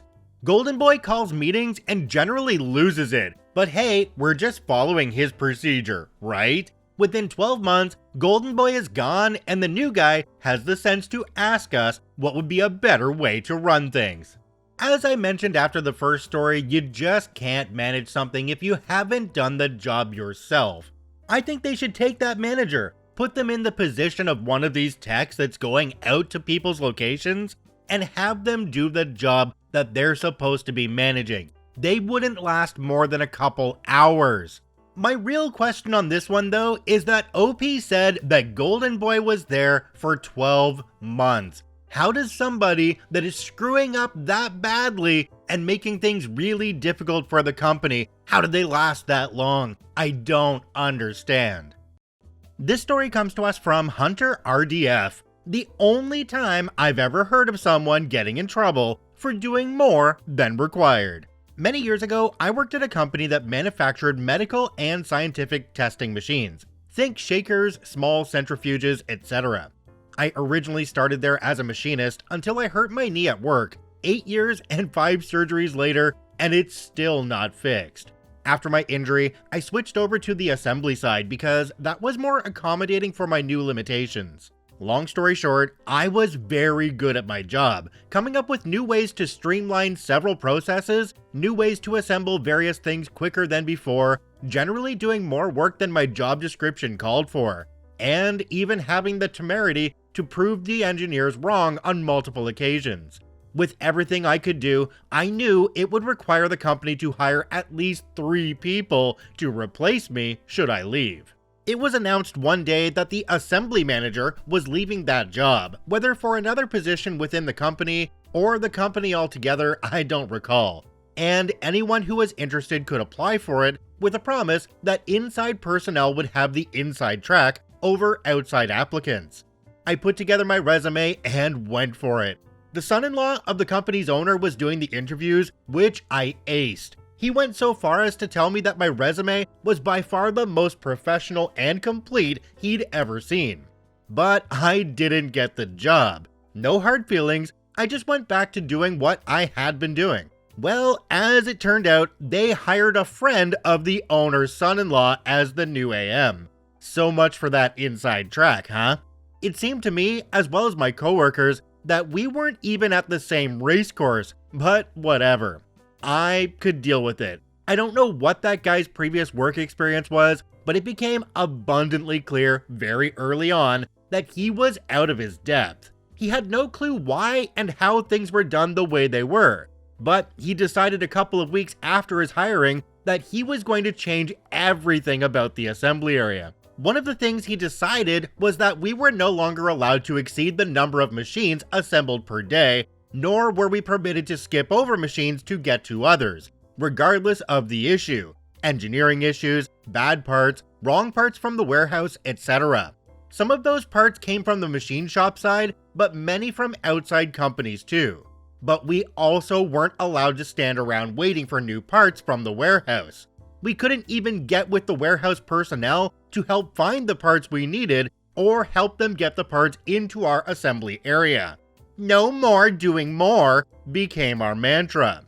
Productivity and quality plummeted. Needless to say, none of the assembly team was happy in the slightest. I tried. I really did. But I have issues with not doing things to the best of my ability. I also have issues with not being able to fill my workday with work. You know, what I'm being paid for. I would be the absolute worst person to ask about quiet quitting. A few months into the new AM's tenure, my station was at a standstill due to an engineering problem with a new variant of a machine that I could practically build blindfolded. I had 4 to 5 college-educated engineers crowding my station, attempting to figure out a problem that arose only after the machine was fully assembled, which I explained exactly how it could be fixed with minimal effort, by the way, and I was correct, but that's a different story. While waiting for the engineers to come to the same conclusion as me, they did eventually, I went to the warehouse man responsible for pulling the parts I needed to assemble and asked him to switch over to a different machine I was going to build. The AM happened to wander over just then and asked what I was doing. I explained the situation with the engineers and that I was currently unable to work on those machines, and rather than standing there looking lazy, I was trying to get a jump start on the other machines I needed to build that day. At no point did I get sarcastic. which is my normal mode of communication, or mean, nor was I flippant in any way whatsoever. I was merely trying to get some work done that we both knew needed to get done. He starts loudly berating me in front of the entire shop, both the assembly area and the machine shop, specifically saying, "You're not allowed to do more than what I tell you to do in the order I tell you to do it." I placated him as best as I could, and I went back to my work area, which was still overrun with engineers, and settled down for a long wait. Cue the malicious compliance because I didn't work on another machine for the rest of the day. Not because I didn't want to, but because I was told I wasn't allowed. A couple of hours later, I was called into the AM's office for a meeting. I was expecting another stern talking to, which I could handle. Being ex-military, I'd long grown accustomed to being chewed out by people who didn't know how to do the job I was doing.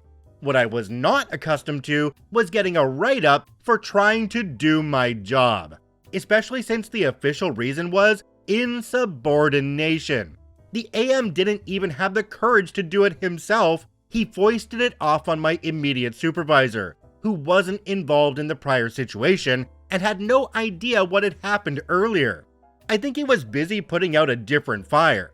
When he asked what happened that justified my first and only write-up in the 2.5 years I'd worked for the company, when I explained it to my supervisor, all he could do was shake his head in disbelief.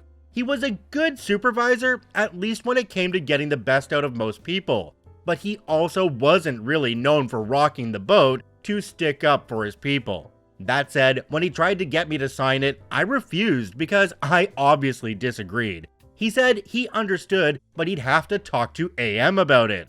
That did not go well. I could hear the yelling half a building away, despite the machinery running. Once again, I was called to AM's office, but this time I was facing the AM. He immediately started yelling at me again, but not just about the earlier incident. Now, he wanted to know why I hadn't built the day's allotment of machines. I coolly reminded him that not only was there an engineering problem with the machines I was supposed to build, he told me not to work on any other machines, and to do so was insubordination, as he so callously put it in the write-up. Then, he asked me if I was going to sign the write-up. Once again, I refused. I don't think it's right or fair to be reprimanded for doing my job. "If you don't like it," he said through clenched teeth, "find another job. I can find 1,000 people who can do that job." I never said otherwise, jackbutt. I was fed up now and refused to tamp down my anger any longer. But you'll need at least 3 people to do everything I can do as easily and as well as I can. Good luck with that. I left him standing there completely flustered, went to my work area to gather my personal effects, walked over to my supervisor. I informed him that I was going home and would like to use my accrued PTO and vacation time for the next 2 weeks. He told me it was no problem, and as he was approving my request, I let him know that I was also giving my 2 weeks notice and wouldn't be back. He shook my hand and wished me well in my future endeavors. I did the same and left. I got to leave on my terms, and through my son, who also worked there, as well as various friends I'd made while working there, I did learn that the company had to hire no less than 5 people to replace me and my expertise. I also got the last laugh because I'm pretty sure the AM got fired a couple of years later for various reasons, not least of which was the lagging productivity and his driving a mass exodus of the best personnel in the assembly area. Jumping down to the comment section on this one, we have one from a user called Effective Several. It says, "Good for you, hope you found a better job." OP responded to this comment and said, "Unfortunately, I didn't, although it was better paying. My knee, however, prevented my sticking around too long. I'm presently in the long, slow process of getting SSDI, which is taking forever." OP, I wish you luck in getting that approved really quickly. Now, have you noticed that when you leave a job and they try to get back in touch with you afterwards, it's like they really don't appreciate you until you're gone, and then they can see exactly what it was you were doing. What that means is that you weren't being managed properly, and the manager had no idea what you were actually doing. That happens in a lot of companies, unfortunately. OP, glad you were able to move on, hope you get approved soon, and thanks for the story. This story comes to us from According Air 5665. Relocate our office space? See how that works out for you. This one is a small victory, but was super satisfying for me, so I wanted to share. I work for a large international accounting firm with offices all over the country. Our boss, Karen, was well liked until she became the boss. A smiling assassin type who only cared about her position and looking good in front of the higher-ups. All about the numbers, even if what we had to do to get those numbers didn't make sense. So here's the story. My team, about 12, were primarily based in the London office, but once a week, per my contract and everyone else's, we were required to work in a remote office ages from London. This place was miserable, a building in the middle of nowhere, one tiny corner shop for snacks, next to a motorway. The closest place to eat was a 15-minute drive away. We all hated it, but hey ho, it was only once a week. Anyway, when our boss got promoted, her sole life mission was to cut costs. Everything from stopping overtime to telling us we had no stationary budget for pens and had to take from other team stores, to allowing only one meal on social drinks and making comments at the meal when someone chose theirs to be the more expensive option. Are you really choosing that? It's expensive. I'm not sure we're going to have enough budget. This is considering all other teams went for large fancy dinners all the time, unlimited drinks, etc.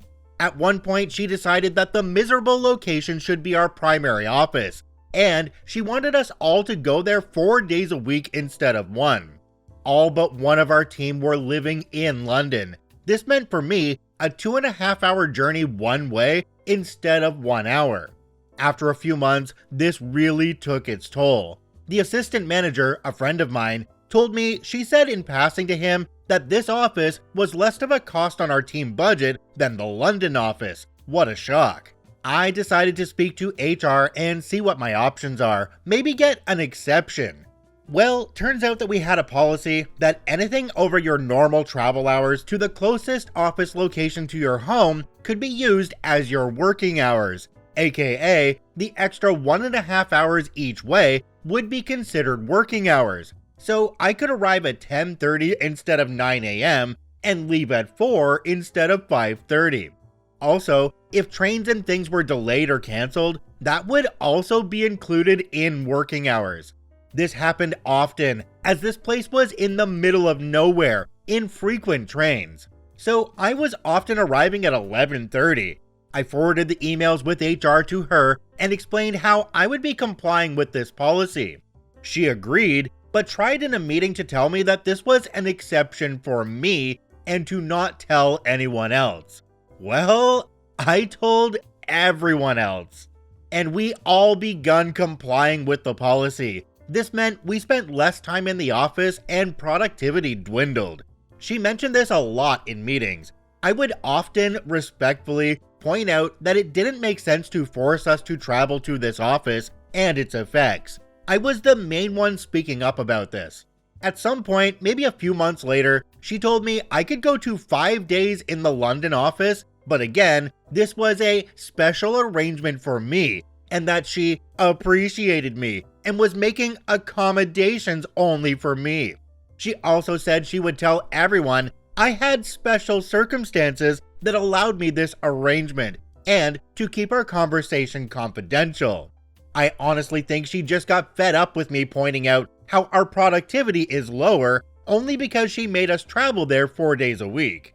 Of course, I complied, but the team noticed I wasn't with them, and let's just say it caused a bit of a riot. I didn't say anything, but they figured it out themselves. No special circumstances here. Slowly but surely, one after the other, my colleagues started joining me in London, getting their own special arrangements with her. At some point, the majority were in London. Eventually, it was just her and the only other local colleague at this office while we were in London. We all had a good chuckle about when she would cave. It took a good few weeks. Then we got the email that our permanent location going forward would be London, 5 days a week, and the one local employee to that terrible office would work from home and come in once a month. It may have happened anyway, but I'd like to think that me speaking to HR and finding that policy at least had a hand in getting us moved back to London. As for Karen, I could go on and on about so many stories with her, but I did eventually leave for other reasons directly related to her. Unfortunately, she is still in the same position at that company. I do, however, enjoy seeing her checking my LinkedIn profile from time to time, and hopefully noticing that since I left, I have gone from a junior to the same position as her. Jumping down to the comment section on this one, there's one from a user called Barfridge0. It says, "So you got back pay for all those extra hours you did before you starting working your stipulated hours?" OP responded to this one and said, yes, they ended up paying us all out our overtime, as there was just so much, we couldn't use the time as extra time off instead. Okay, wait a minute, how does this work? How does this end up being cheaper for the company if they're still maintaining an office in London? Why not just send the people there instead of having them travel so far away? I think this manager just didn't want to admit that they were wrong, which happens way too often in the corporate world. This story comes to us from 6/1998.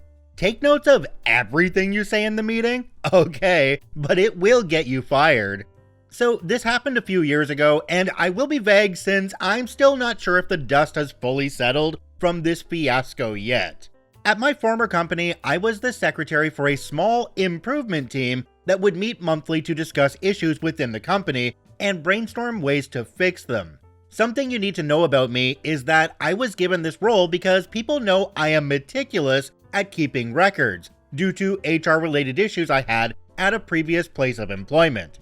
I don't think my boss realized that this careful record keeping applied to her as well, especially when she appointed me to be secretary of this little committee, but I digress. I was a model employee, award-winning, and went above and beyond what was asked, as were many others in my department, but we were still having customer complaints and dealt with regular safety issues due to the company at large, and through no fault of our own.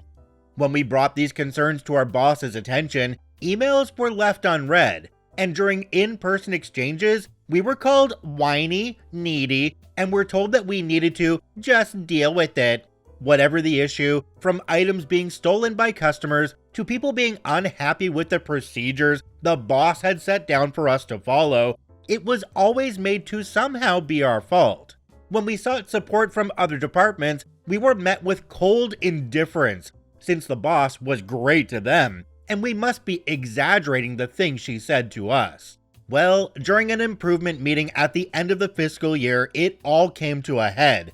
Myself and a couple of my team members dug our heels in and were insistent about the unresolved issues the boss refused to acknowledge, and she finally went off on us. She told us everyone was incompetent, didn't deserve our jobs, and that maybe customers would like us more if we were more likable. When people pressed her on safety issues, she continued to reiterate that we would just have to deal with it, and that if someone was going to die, they already would have, right? I, as the secretary, did my duty and took notes of all that happened over the course of that meeting. I usually did bullet points, but that night, I was feeling a little more thorough, so I wrote down words. Every word that was said, every hateful comment, denial of accountability, and idle threat was recorded in black and white. Now, a second part of my job was to distribute the notes from the improvement meeting to the rest of the company. So, come the next morning, I ran about 100 copies of the transcript of the meeting and hand-delivered them to every single department in the building. And things blew up. People from other departments who had attended the meeting were able to verify that everything I had typed up had really been said, and folks were mad, threatening to quit, refusing to do their normal duties, browsing Indeed during work, etc.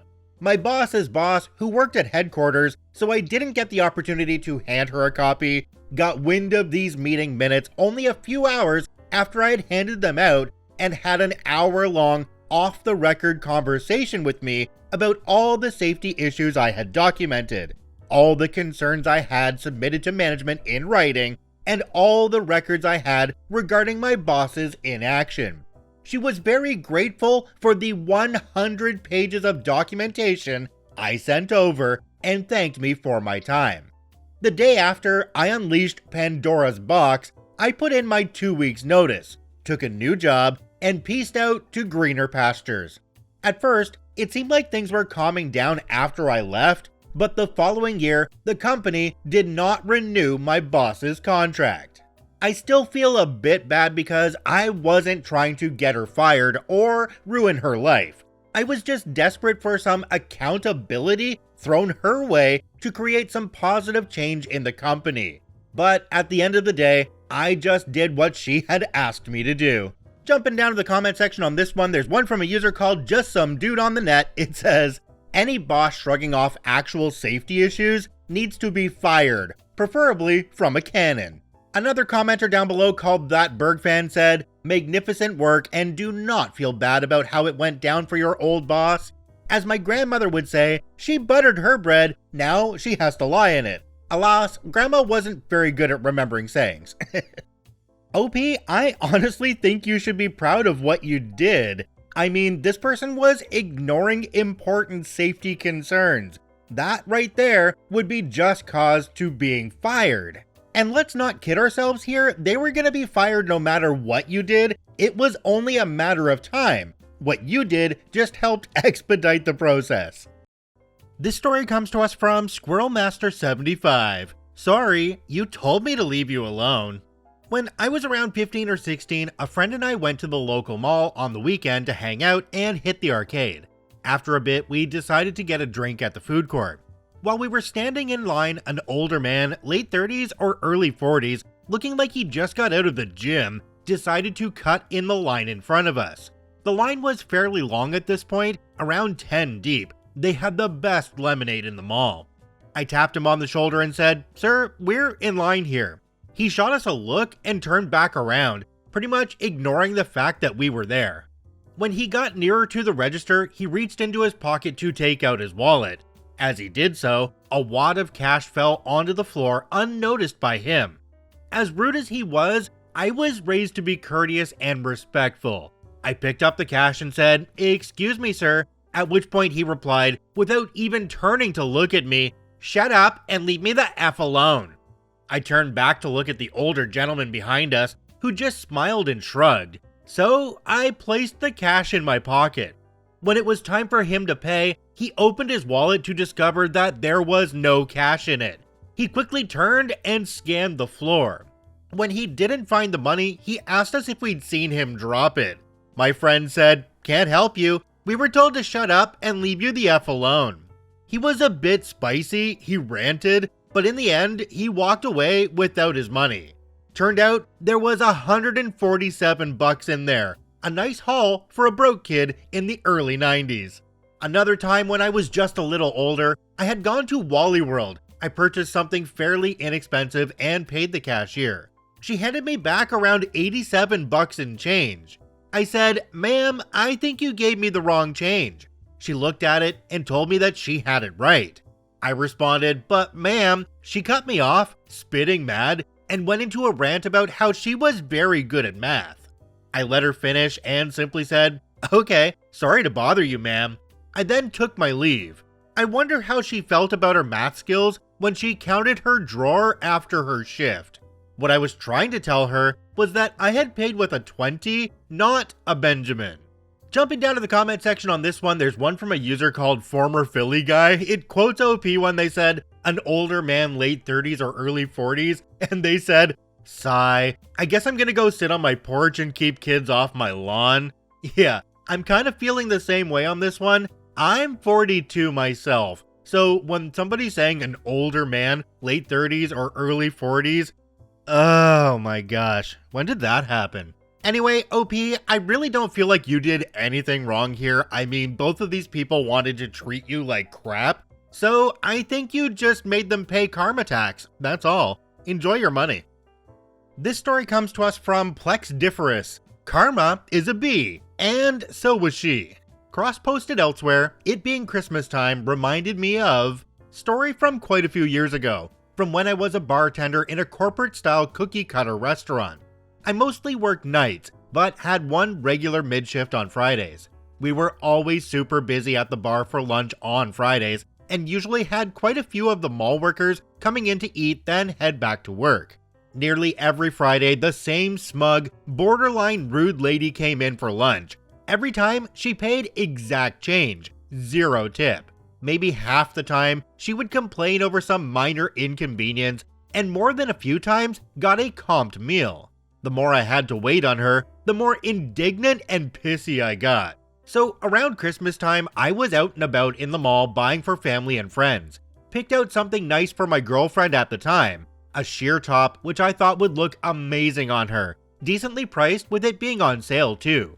Walking up to the cashier, I was a bit surprised to run into resting bee face. Whatever. In street clothes, I felt like she barely registered who I was. Or maybe she really didn't care who was at her register. Maybe both.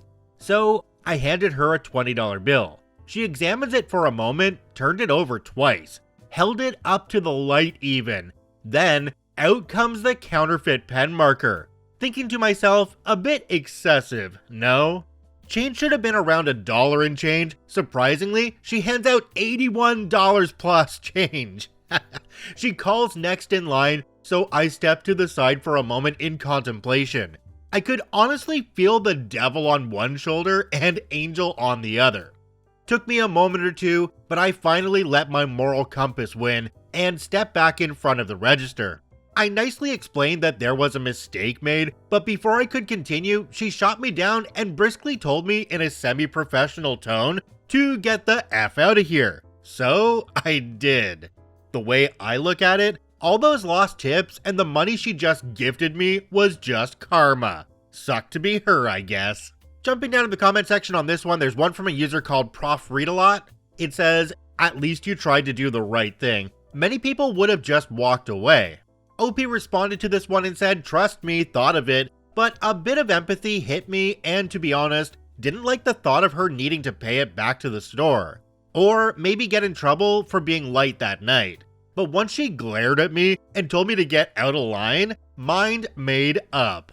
Just like I said in the previous one, you tried to do what was right. It's not your fault if they don't want to listen to you. Sure, they're gonna run into an issue a little bit later on, but I think by them being rude to you and telling you to leave, they made their own bed, and they're gonna have to sleep in it. This story comes to us from NEA39. I need to work slower and look busy for the boss? You got it. For background, I have always been an incredibly hard and efficient worker, always getting things done faster than expected and going above and beyond. My program for college required us to go to class for 6 months of the year and work full-time in our field for the remaining 6 months. As a freshman in college, I got my first job at an automotive supplier.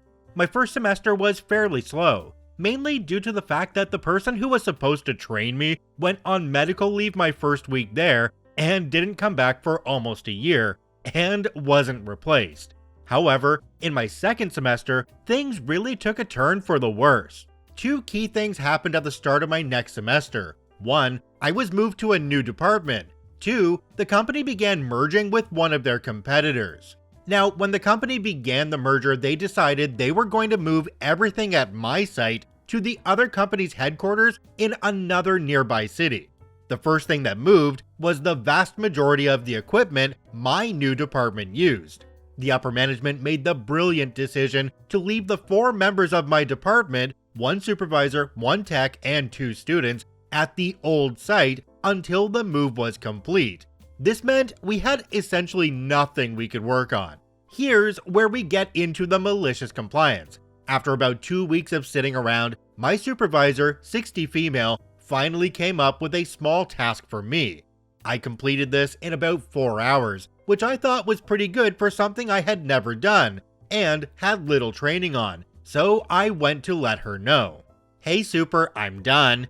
Done. This was supposed to take you all week. I don't have anything else for you to do now. I need you to look busy in case Box walks by. Next time I give you something to do, you need to drag it out longer so that you look busy.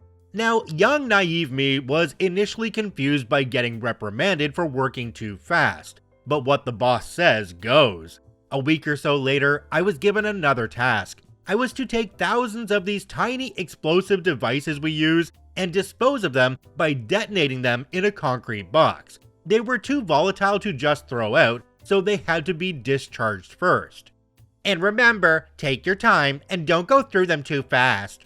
Now, this was obviously just busy work to get me out of the way, but the great thing with this task was that it had to take place in a back garage that nobody ever went in to avoid the obvious danger of people walking in while I was setting off controlled explosives. I could have easily hooked up 20 of these bad boys at a time and set them off every 5 to 10 minutes, finishing the whole batch in about a week, but I had to look busy. So instead, I set off about 5 to 10 of these once an hour, and spent the rest of the time on my phone playing games, watching Netflix, listening to music, etc., while getting paid over double minimum wage at the time. I managed to stretch that project for the remaining 2.5 months I was there, finishing just in time for the end of the semester. Anytime someone asked me for help on something else, I politely told them I would when I was done, but it might be a while because Super told me not to go through these too fast. They usually ended up finding some other bored student to help them. I think Super genuinely forgot I worked there by the end, because when I stopped into her office in my last week to let her know I had finished the task, she seemed very surprised and confused to see me. The company ended up paying me over $10,000, a lot of money for a student at the time, just to sit on my phone all day for 3 months. I sent an email to supervisor, boss, and HR at the end of the semester, letting them know that I would not be returning the next semester. In my best corporate language, I let them know I was leaving to pursue opportunities that would better utilize my time and skills. I found out later, when several of us ran into each other at a job fair, that all but 2 of the other students had also quit at the end of the semester out of boredom and/or uncertainty that we would even have jobs to come back to. The company did not handle the transition well and could never give us straight answers about where, when, or if we would be brought back. OP added a little update down in the comment section. It says, "Unfortunately, this whole situation basically ruined my work ethic, and I stopped going above and beyond in most situations at work. I decided it just wasn't worth it. I also got really good at looking busy without actually doing any work." Jumping down to the comment section on this one, there's one from a user called WeeWilly5. It says, "If your manager knows you are exceptional, you have the ability to actually hurt his department. If you left, then they'd only let him hire one person and expect the same amount of productivity out of his department. He knows the average person won't get half of what you got done, and so those expectations would make his life hard. The candle that burns twice as bright burns half as long." Seems like today's video is all about taking money for really not doing anything. The first 2 stories definitely were. This one is pretty much the same. But, you know, I'm of the opinion that if a large corporation wants to pay you to just sit there and not do anything, well, make as much money as you can in that time, because the rest of your time in the working world just isn't going to work that way. So enjoy it while you got it. It's not gonna last. This story comes to us from ShellLoser42. "I can't show you my ticket, you just forbade me from getting it. Hi gang, backstory. After having gone through a rather difficult period in my life, my girlfriend told me last weekend that it was time for me to try and cheer up a little, and let's go to Zwolle, which is a Dutch town in the Netherlands, just for a bit of sightseeing and maybe also to visit a friend of hers to return something she had borrowed for a while. Well, we had a great day. Plenty of things to see, nice atmosphere in the city, and when we visited her friend's place, things really clicked. We were even invited to dinner, which we happily accepted. Having remembered seeing a supermarket not too far away, I immediately suggested that we sponsor the wine, and it was a pleasant evening. We also discovered that this friend lived relatively close to a bus stop, which made things all the more easy. We left around 8 o'clock, and as luck would have it, didn't even have to wait for our train. However, this train ride turned out to be nothing but absurd. All of this played out in the Netherlands. Conversations have obviously been translated.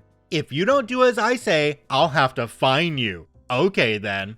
At this time, the train isn't really crowded, so we find a place to sit and end up on a four-seater, as I like to call it. 2 benches with a small table in between near the window, which provided room for 4 people. We both go sit near the window and chatter a bit when we finally notice a weird pamphlet on the table reading something like phone-free compartment, but neither of us give it much thought. We chatter a bit until the next station is announced, the one where we need to get off and hop onto another train that will actually take us home. My girlfriend tells me that she's going to check the schedule to see where we need to go, and she grabs her phone. I thank her, and then I suddenly remember that I have read something about those flyers the week before, so I grab my phone to check a local newspaper. Suddenly, things got completely absurd. "Madam, you need to put that phone away," someone calls out, and before we know it, the conductor is standing next to us while addressing my girlfriend. We both look up surprised. "Why?" she asks. "This is a phone-free zone. You're not allowed to use your phone here. If you want to use your phone, you need to go sit somewhere else," he answers. "What kind of idiot came up with that stupid idea?" I ask him, and it actually looks as if he took offense to my comment. "This was thought up by 2 students who want to help improve the world," the conductor answers. "Instead of looking at your phone all the time, you could be interacting with other people, which is also much healthier." I look at my girlfriend, she looks at me, I wink and tell the conductor, "You want me to talk to her? Everyone knows that talking to women is scary," which is almost immediately met with hard laughter behind us. My girlfriend retorts, "Yeah, I don't want to talk to him. All I want to do is check the NS app to see what platform I need for getting my connection." "You'll have to do that somewhere else, or you could ask me," the conductor answers. "This is lousy customer service," my girlfriend retorts, while this dude is starting to look angry. "It is what it is. Either you 2 put your phones away, or I'll have to issue a fine." "Fine," I snap, while I put my phone away when I suddenly realize something. I grin and once again wink at my girlfriend while patting my phone, which is now in my pocket. My patting also suddenly made her realize the obvious. "Now that we got this out of the way, can I see your tickets, please?" the conductor asks. "Nope," I tell him. "You just told me not to, and I don't want to risk getting fined."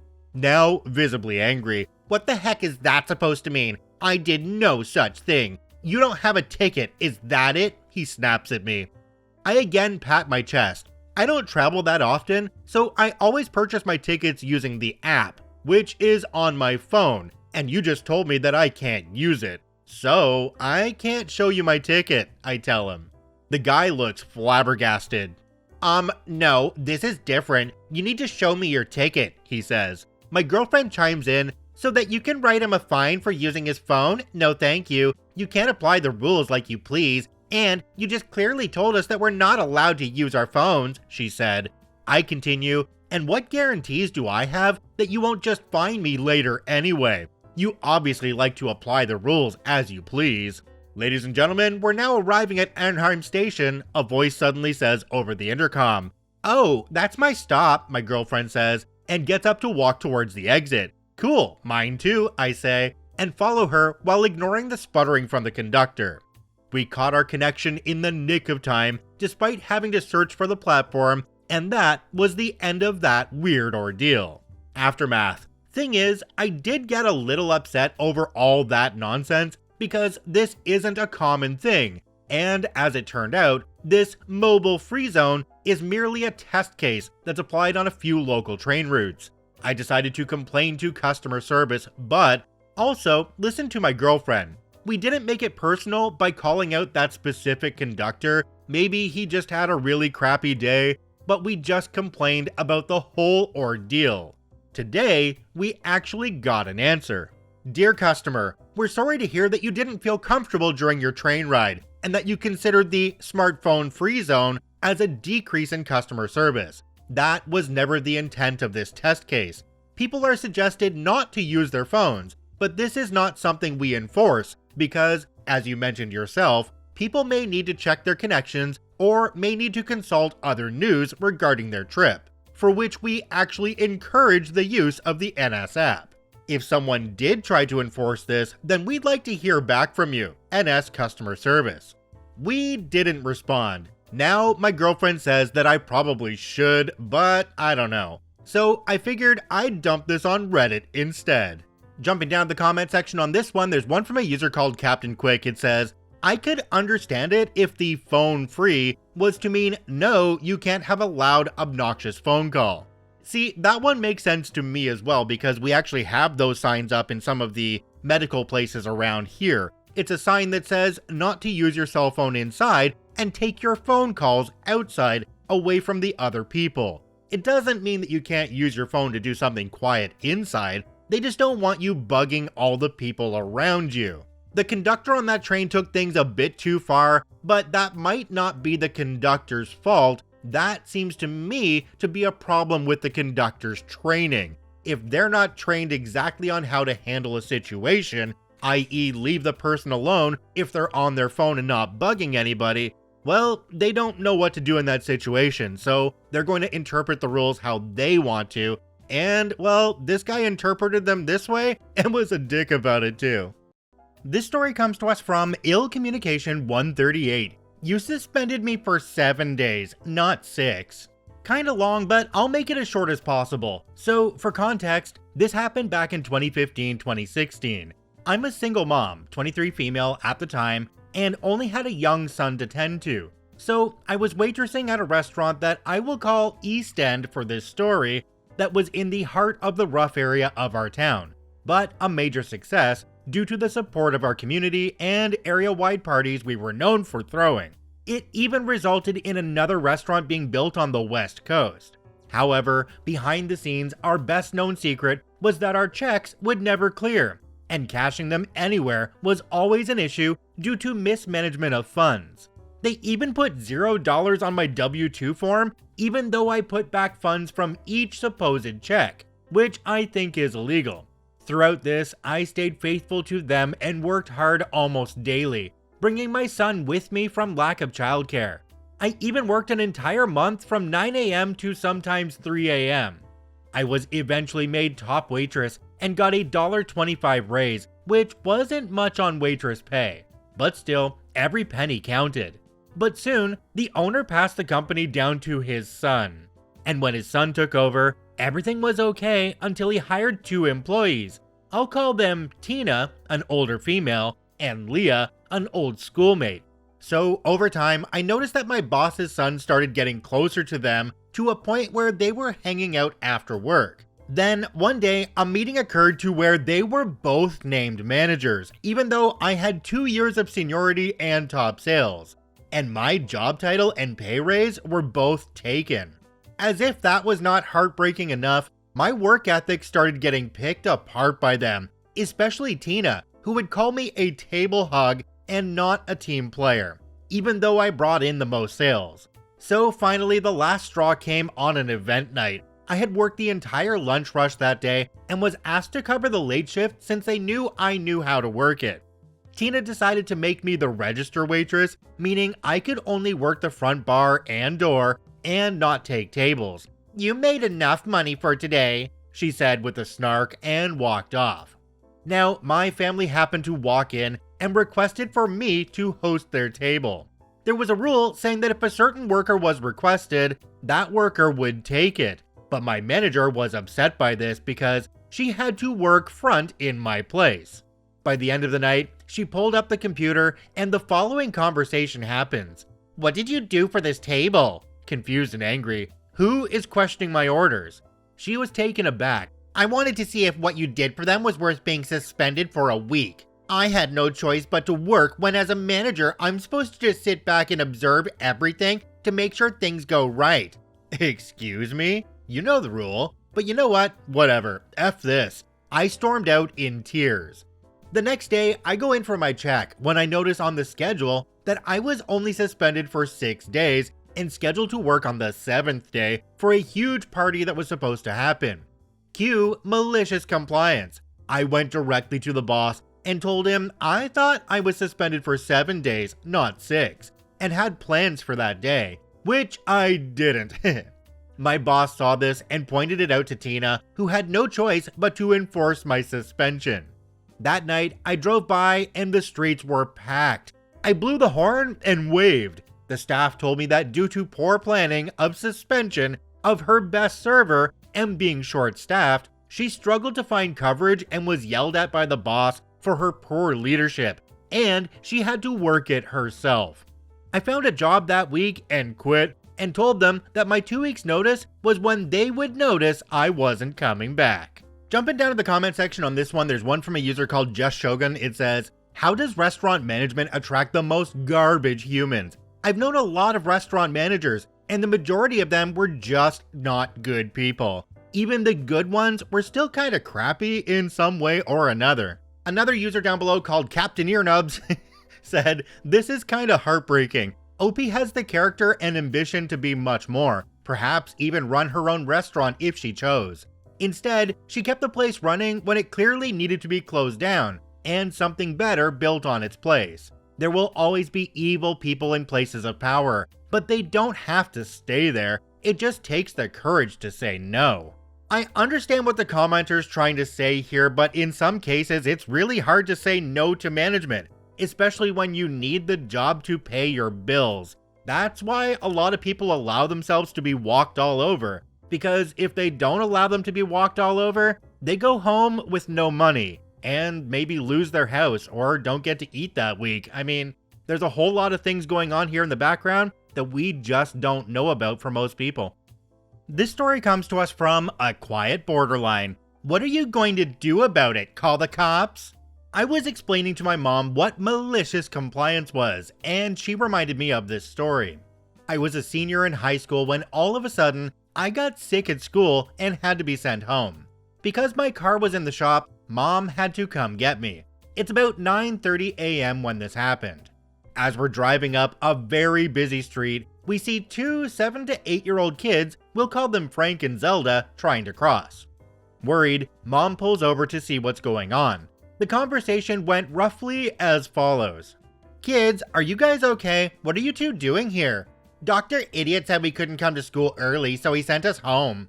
Now, Mom is very familiar with Dr. Idiot. He was the principal at the elementary school my younger brother was attending at the time. My brother, Mark, was going through some behavioral issues at the time, and Mom was commonly called to the office, to the point they were on a first-name basis. Not that he allowed her to use his first name because I have a doctorate in education, so it's Dr. Idiot.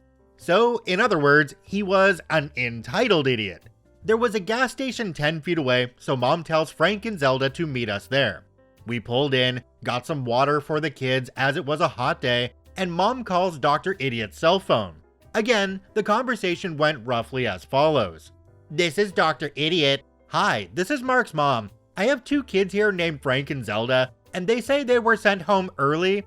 Yes, their parents dropped them off at 6 a.m. because they had to work. Something about mandatory overtime. Of course, we're not a daycare, so I just told the kids to go home and wait for the bus." Are you kidding me? We're 5 miles away from the school. They walked all that way. It's a wonder they weren't hit by a car or kidnapped.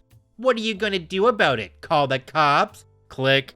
Mom was absolutely floored, but she decided to give Dr. Idiot a nice dose of reality. At the time, we lived in a small town. How small? So small that sometimes the chief of police would have to walk the beat. And that day, he happened to be a block or so away from the gas station. When he got the call, he arrived, got the whole story from not only Frank and Zelda, but from Mom and me. And being a father of 2 elementary-aged kids himself, he was pissed. He looked at Mom and said, "It's time I had some words with Dr. Idiot." The chief of police drove Frank and Zelda to the school in the squad car, which they were super excited about, personally escorted them to their class, and then marched to Dr. Idiot's office and proceeded to tear him a new butthole, telling Dr. Idiot that he'd help the parents press charges on him for child endangerment, among other things. From that day on, Dr. Idiot allowed Frank and Zelda to be at the school early on the days their parents had mandatory overtime. Update. So I got some details from Mom about why Frank and Zelda were just dropped off at school. Their aunt works at the elementary school and had agreed to watch them until school started a couple of hours later. She wasn't on the clock. Frank and Zelda didn't live in a good part of town, and their parents, understandably, didn't feel their kids would be safe if they were alone. If Dr. Idiot had driven them home to wait for the bus, it wouldn't have gotten on the chief of police's nerves. Update 2, as for why the aunt didn't see the kids, the parents dropped the kids off 10 minutes before the aunt arrived, and Dr. Idiot assured them that he'd watch the kids for the 10 minutes. Once they were gone, he told the kids to scram. When the aunt got there, she came in a different direction so she didn't see them. He told her that the kids hadn't been dropped off. Since they were at work and work wasn't great about cell phone usage, she had no way to reach them to confirm that. She had no freaking clue what really happened until the chief of police turned up with the kids in tow. And yes, I have no idea how Dr. Idiot kept his job. Jumping down to the comment section on this one, there's one from a user called Precious Body Parts. It says, "Beautiful malicious compliance. It's always funny to me when someone does something crappy and casually suggests that the other party call the cops. It's like they think that surely nobody would ever dare to do such a thing." On one note, this principal reminds me of one that I had back in high school. He would flip his crap if you called him Mr. "I got my doctorate, you call me doctor." I would call him Mr. just to rile him up over and over and over. I was a little craphead in school, just saying. It really makes me wonder how an educator, especially a principal, would send kids to walk home that early in the morning. That early in the morning, there's a ton of traffic. People getting to work, people going to school, everybody's up and around and moving about, and that could be very dangerous for those kids. I don't really think this should be up to the parents whether he gets charged with child endangerment or not. I think the police should put that charge on him for sure. At the very bare minimum, there needs to be a police report, and this needs to be reported to their Ministry of Education so that that principal can be removed from the school. This story comes to us from KG Capybara. "Decorate instead of doing my work? Sure. Several years ago, I was working for an organization, and they were having their annual holiday decorating competition between the different departments. There were a couple of departments that basically took turns winning every year because a few of the staff there went absolutely nutty with decorating. The departments gave a little budget towards this event, but a few staffers from those two departments put in their own money on top of the department funds and just created some insane over-the-top displays. I saw pics for a few years. Some of them were very cool, but also probably took a few staffers a few days to set up, and probably cost at least $500 or more for decorations. That's not counting the staff hours that went into it. So my department had its own new office that year. In previous years, we had been in a small area behind another department. Some people didn't even know we were there. But that year, we were in a nice office space and on the ground floor. So my executive director decides we are going to compete. I think she just wanted to show off to her boss. So she tells me, "OP, since you'll be in the office working this weekend, you can make a good start on decorating the office for the competition." I'll be in the office this weekend, but that's because I'll be working on these projects. Remember, we need to be in a good place with these projects before the new year. Well, no reason you can't do both. Spend a few hours decorating and the rest working. I had only planned to be in the office about 4 to 5 hours anyway, so a few hours decorating wouldn't leave me much time to devote to the projects. I'd like to get these projects to a good place before our holiday. I'm also not much of a decorator. This is actually true. I moved 14 times in about 17 years. I think it killed any desire I may have had to decorate. And I'm a tomboy, not very feminine in how I dress or present myself, which I think always bothered Boss Lady and not very good with decorating. Are you refusing to help your coworkers with this? Note, refusing to help coworkers was a phrase she pulled out anytime someone pushed back on her ideas. She came from the business world to a different industry and wanted to incorporate business ideas that didn't always work. Nope, I'll try to spend some time decorating then. That weekend, I stopped at a dollar store and bought several rolls of wrapping paper. put it on the department credit card. When I went into the office, I spent about 2 or 3 hours wrapping everything I could think of that was a stable object. Wrapped most of our desks, our filing cabinets, some bookshelves, some end tables we had in the front office area, basically making them unusable. Someone would have to break through the wrapping paper and ruin the decoration to get into their desk, or the filing cabinets, or the bookshelves. Everyone spent the next week not being able to functionally do some of their work because they couldn't get into their desk or filing cabinet. Our office had a very easy week right before the holiday. We didn't even place in the competition. And I heard Boss Lady got scolded the next month by her boss because we were behind on the projects. Jumping down to the comment section on this one, there's one from a user called Night Manager. It says, "I'm sorry, I thought filling the toner cartridges with glitter would make for a very decorative workplace." Which ones? Oh, I filled all of them, of course. OP responded to this one and said, "This made me laugh out loud, thank you." OP, you tried to explain to your boss that you had a bunch of work to do and you needed to get it done. This boss just screams to me of somebody who doesn't understand the work of the people who work for them. And we go back to what I say all the time on this channel. If you haven't done a job or you don't understand how to do a job, how can you manage it effectively? It sounds like your boss doesn't know what's going on in your department, because a good boss would say, hey, they want to get their work done? That's great. Leave them to it. This story comes to us from A Quiet Borderline. The boss wants me to stand in the corner? Okay. Years ago, I was a photographer at a major theme park and worked with the characters on an almost daily basis. Our famous character is a mouse that owns the whole park. Everyone who worked there either referred to him as Boss or Mr. Mouse around guests. For the purposes of this post, I'll refer to him as Boss. One morning, I was assigned to work with the boss. He was in a mischievous mood and being an overall goofball. I enjoyed this, and so did our guest and character attendants. One of his favorite things to do when he was in a mischievous mood was try to pass me the autograph books he had signed, conveniently ignoring the fact that I had my hands full with the camera. As I went to take them, he dropped them and run away, making a laughing motion. So we're with this family, and Boss does his usual pass the autograph books to the photographer stunt. He holds them out expectantly, and I say, "I'd love to, boss, but you know I don't know my ABCs. At this, the boss drops the books, takes my hand, moves me to a corner, and points to the floor, telling me to stay like I was a naughty child. Malicious Compliance mode activated. Okay, I guess I'm grounded, I said, pouting. Everyone at this point is howling with laughter, even our head manager Diane, who had stepped in to watch. So, Boss continues his interaction with the family. Now, at the end of the session, we have the family pose with the character. So, Boss gets everyone together and poses with the popular ta-da, except there's no photographer.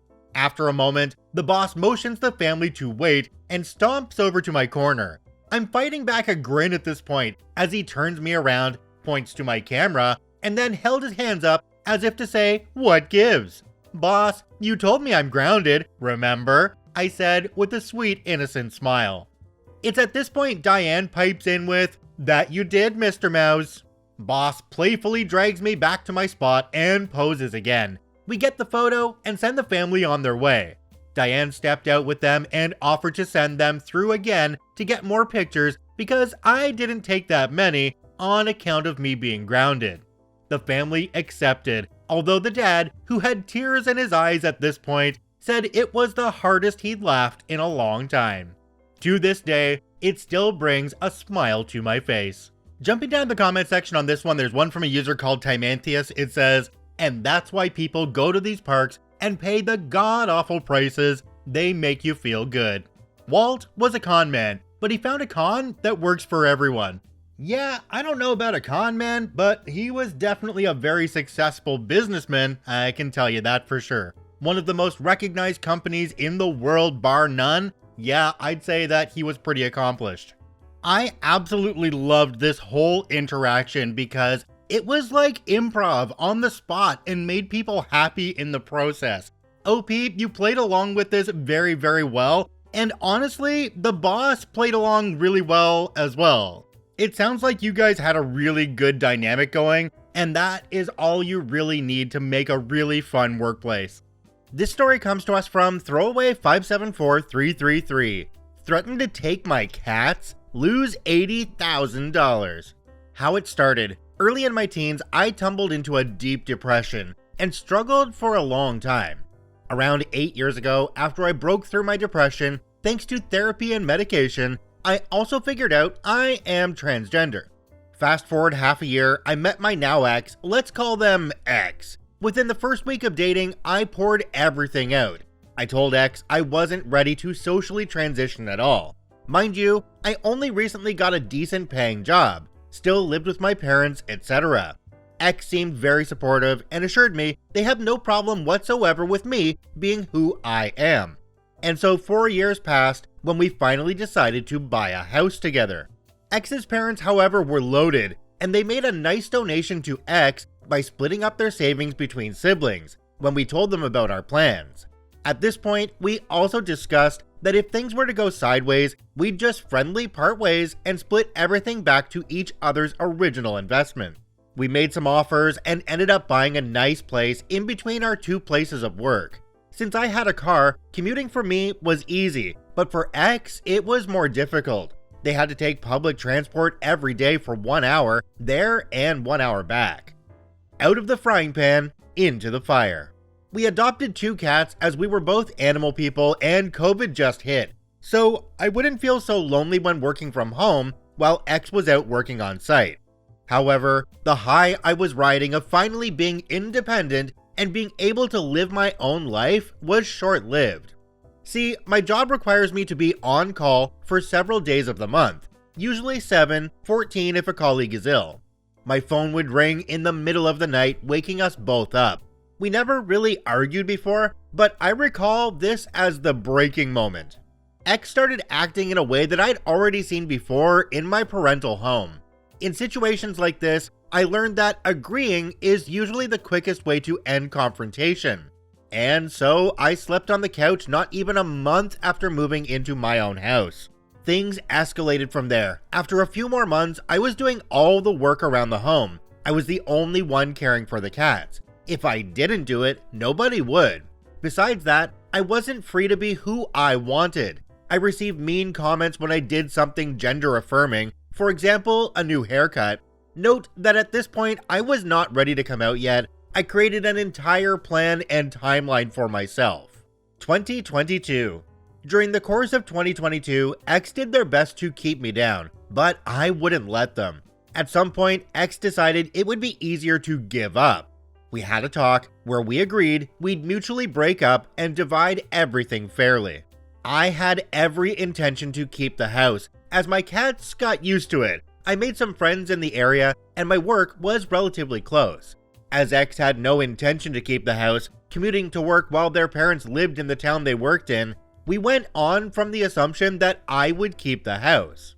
One evening, somewhere in November last year, we had an argument over the money that I'd have to pay them. It started small, as X had listed a broken vacuum cleaner on the list of items, and I started asking questions if we could scrap it. The argument evolved, and X threatened to take my cats from me as part of the deal. This was the hill I was willing to die on. Never threaten to take away my cats. I stopped arguing and started calling a friend, as I needed some support. X knocked my phone out of my hands, picked up their phone, called their parents, and put them on speakerphone. The words X spoke will haunt me forever. OP is trans and wants to be a insert gender. My first instinct I won't share, but you can imagine. After calling a helpline, I calmed down and gathered my courage and called up everybody I could think of and told them. I wasn't going to let X win this one. An hour after X's initial phone call, their dad showed up and started threatening lawyers and spouting things like that I was mentally ill, I would never be a insert gender, and that they would do whatever it cost to get the house from me or leave me with as little as possible. Malicious compliance time. Fast forward a week or so, X sent over a new version of the proposed financial resolution. the amount that I had to pay X was increased by a significant amount. I wanted this to be over quickly, so I just agreed, as long as X would cover the costs of the notary, as their amount was the maximum I could borrow from the bank. They did not know this. X did not agree and hiked their price again, stating that if I don't agree, the price will just continue to go up. X made an entire Excel spreadsheet detailing their investment as well as mine. What I noticed was that in the Excel, everything was tied together. If X hiked their price, the price to buy me out was getting hiked as well. And that's when I realized I had them by the balls. See, they were blindsided and thought I would do anything to not move to my parents. I argued back and forth and played dumb at one point just to drive up the price. The email stated that X forgot to calculate how much more the house was worth now than 2 years ago and hiked the price by 20%. As per usual, X copy-pasted their calculations and said, "This is the price you pay me," or "This is the price I pay you." And that's when I took my chance. I agreed to let X buy me out for the amount specified, and in my reply, also stated that all previous negotiations of who pays the notary would also be valid, the buyer. I ended my email with, "I don't have to remind you that an agreement over email is just as valid as a contract." I pushed them to contact a notary within a reasonable time, or I would seek legal counsel to force them to pay my share. Fast forward 2 weeks, and I receive a call from the notary that they are working on the deed and need my details. Approximately a month later, it would be ready to sign. I double checked the numbers, it was all there, and shortly after, it was signed. The reason I'm posting this now instead of at the end of 2022 is because, like I said, X didn't want to keep the house. It went up for sale immediately, approximately 40,000 euros above market value. I had the house favorited and checked periodically. Every so often, it would drop in price and receive the new sticker on the website. It dropped approximately 60,000 euros before yesterday in total, when it was finally sold.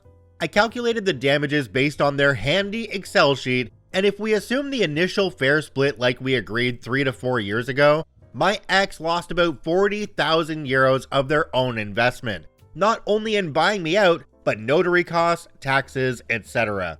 If we assume the split I initially agreed on to get it over with, my ex lost out on 80,000 euros. I am now living my life to the fullest with friends and an amazing partner who is truly supportive. Lesson learned, however, I bought a new place for myself, funded by X. I will never share ownership of ever again. Jumping down to the comment section on this one, there's one from a user called Eat More Artichokes. It says, "That was great. Cats are okay, I assume?" OP responded and said, "Yes, they're with me in the new place, doing much better than before. Completely stress-free. They even stopped clawing the curtains." OP, I'm glad you and the cats are in a better place now. It's very true that cats can definitely sense your stress, and I think it actually stresses them out a bit too. So that might have something to do with the clawing part. It's interesting to me that your ex wasn't really comfortable with the idea of you transitioning, so why did they buy a house with you? That seems a little bit off. I don't think they did some very good planning there. Now, OP did mention in another comment that it was kind of like a sunk cost fallacy for the ex in this case, because it was their longest relationship yet and they didn't want to be alone. So I guess that kind of makes sense. But let's be honest here, if you're not going to be comfortable with somebody in the long run, then you need to do what's best for you and get out of that situation. Because in that situation, it's not just what's best for you, it's what's best for both of you. That way, OP could have just moved on right away and been with somebody who appreciated them for who they were. This story comes to us from the Vinaya. Work tried to punish me, it backfired. Back in maybe 2006 to 2008-ish, I was a tax associate at the most well-known tax service in North America. I did very well in the class you take, which determines your eligibility to be hired, as well as teaching you how to do taxes, and was hired. I bounced from office to office as newbies do, and I was doing well enough that I was always the first to be called if a shift needed covered. After my first season with them went so well, I was invited back for the next year, and the class was free because of the invitation back. In case you wonder why the class is every year, it's because tax rules change every year and we have to keep up. Shortly after the class was over, which I aced, I was approached by the lady who ran the district. She wanted to open a seasonal office in a Walmart 50 kilometers outside the city I worked in. She wanted me as a primary associate there, in part because I'd done so well the previous year, in part because I'd aced the class, in part because of my background in security, and in part because I lived 20 kilometers closer to this Walmart than anyone else on staff. I wasn't to be a manager, but I was going to be the only full-time associate. I'd open and close almost every day and often be the only associate on site. It was basically my baby to take care of. There were hints it might lead to advancement in the company as well. I was pretty excited at the opportunity. At first, everything was great. The Walmart staff liked me, the customers liked me, my boss liked me. I was blasting through customers. Only maybe 5 people walked away due to having to wait out of the few hundred who approached my little office beside the produce section. 2 months in, right before the tax season really heated up, I had a weekend I'd booked off the same day they'd hired me. I was going out of the province to see family. Trip had been set long before they hired me, and I'd made it quite clear I wasn't going to be around. The schedule accurately reflected that. So weekend arrives and I go, had a good time, came home Monday evening so I could be back Tuesday morning. When I got home, I checked my answering machine for messages. Even if smartphones were starting to be a thing, I didn't have one, and I'm pleased to say I still don't. There were 3 messages. 2 from my boss, the district lady, and 1 from the scheduler. I don't remember everything word for word, so I'll paraphrase. Message 1, Saturday morning, approximately 7 a.m. Hi OP, sorry to do this to you, but we need you in today. Employee X, who we scheduled to replace you's car broke down. Message 2, Saturday afternoon, approximately 2 p.m.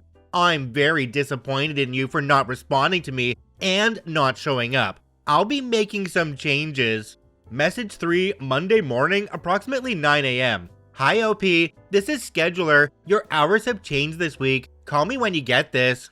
Now, at this point in my life, I'm not a kid out of high school, and I've had enough experience with screw jobs that I'm absolutely not going to crawl on my hands and knees, apologizing and begging for my job. If you're going to be petty and mean just because you effed up, then we're going to have problems. And so we did. I called the scheduler and was told I was suspended for a week and to call my boss after a week to get back on the schedule. She said the boss was trying to put me in my place and teach me how to be a good manager. I'd get back on the schedule after the week was over. I brought up my pre-planned and scheduled time off, and also that I wasn't a manager, I was a regular employee. The scheduler was very uncomfortable, but she was only doing what she was told. They did need me, she said. Just call boss in a week. I said sure, and then didn't. I was furious, and I wasn't the one who was going to be put in her place. I called a few of the customers who I'd been working with and explained I was no longer working there, and they chose to keep me as their tax gal regardless. It really wasn't intended as revenge, even though it sounds that way. The company wasn't going to make more than it cost to have someone do their taxes anyway. This was purely a customer relationship thing. I like to finish what I start. The real revenge was accepting my suspension. The entire week I was suspended, I made sure to stop in at the Walmart to see if I knew who they scheduled for my shift, and if we were friendly, then help them out with the quirks of this location. But there was never anyone there. I confirmed with the Walmart staff all week they had no one working there. Paying Walmart to rent space and getting nothing but a bad reputation for it because the heavily advertised new location had 0 employees. It remained that way for the rest of the season, 2 months. The boss never called me, and I never called her. Pride. I have no idea how it impacted her professionally. I stayed far away from taxes ever since. I got another job before my suspension was over and never looked back. Jumping down to the comment section on this one, there's one from a user called Mistrelius Smithrax. It says, they suspended you because someone else's car broke down? Definition of F around and find out. I only wish you'd looked up her boss and told them how she shut down a profitable location out of, I don't even know what to call it. OP responded and said, realistically, yes. Technically, I was suspended for no call, no show. There's a lot of things I wish I'd done differently over the years, but honestly, this isn't one. The effort required to get more out of it than I did would have exceeded the reward, and I didn't have the time. Another commenter down below called PN Gwyn says, as people like to say, don't threaten me with a good time. The manager probably blamed it all on you, so I doubt it affected her much professionally. On the positive side, her bonus likely took a beating. Glad you got out of there. And OP responded to this one saying, thanks, me too. There's a whole lot of things here that need to be taken into account. This was a rented space in a Walmart. Walmart rented space? I mean, come on. This is the place that you want to be for the most traffic. So this would be very expensive. So think about the rented space, the marketing they did, the phone lines installed, the internet access, the customers who either did it themselves and screwed up or went to a competitor. I mean, there's just so many things here to think about. This company lost a lot of money just because that boss didn't want to call OP back and say, hey, come back to work. I would have to assume that that boss is no longer with the company, but I wish we had an update. This story comes to us from A Quiet Borderline. She wants a decorated house? She's going to get a decorated house. Merry late Christmas. My friends Adam and Belle have a story about one of their neighbors and how he managed to stuff a 5-pound bag of coal in a Karen stocking this Christmas by using Malicious Compliance. This particular neighbor, Tim, and his wife, Frances, would go overboard on the outdoor decorations every Christmas. There'd be lights, garland, wrought iron reindeer statues, snowflakes, candy canes, a 6-foot-tall Santa statue, a nativity set, etc., etc.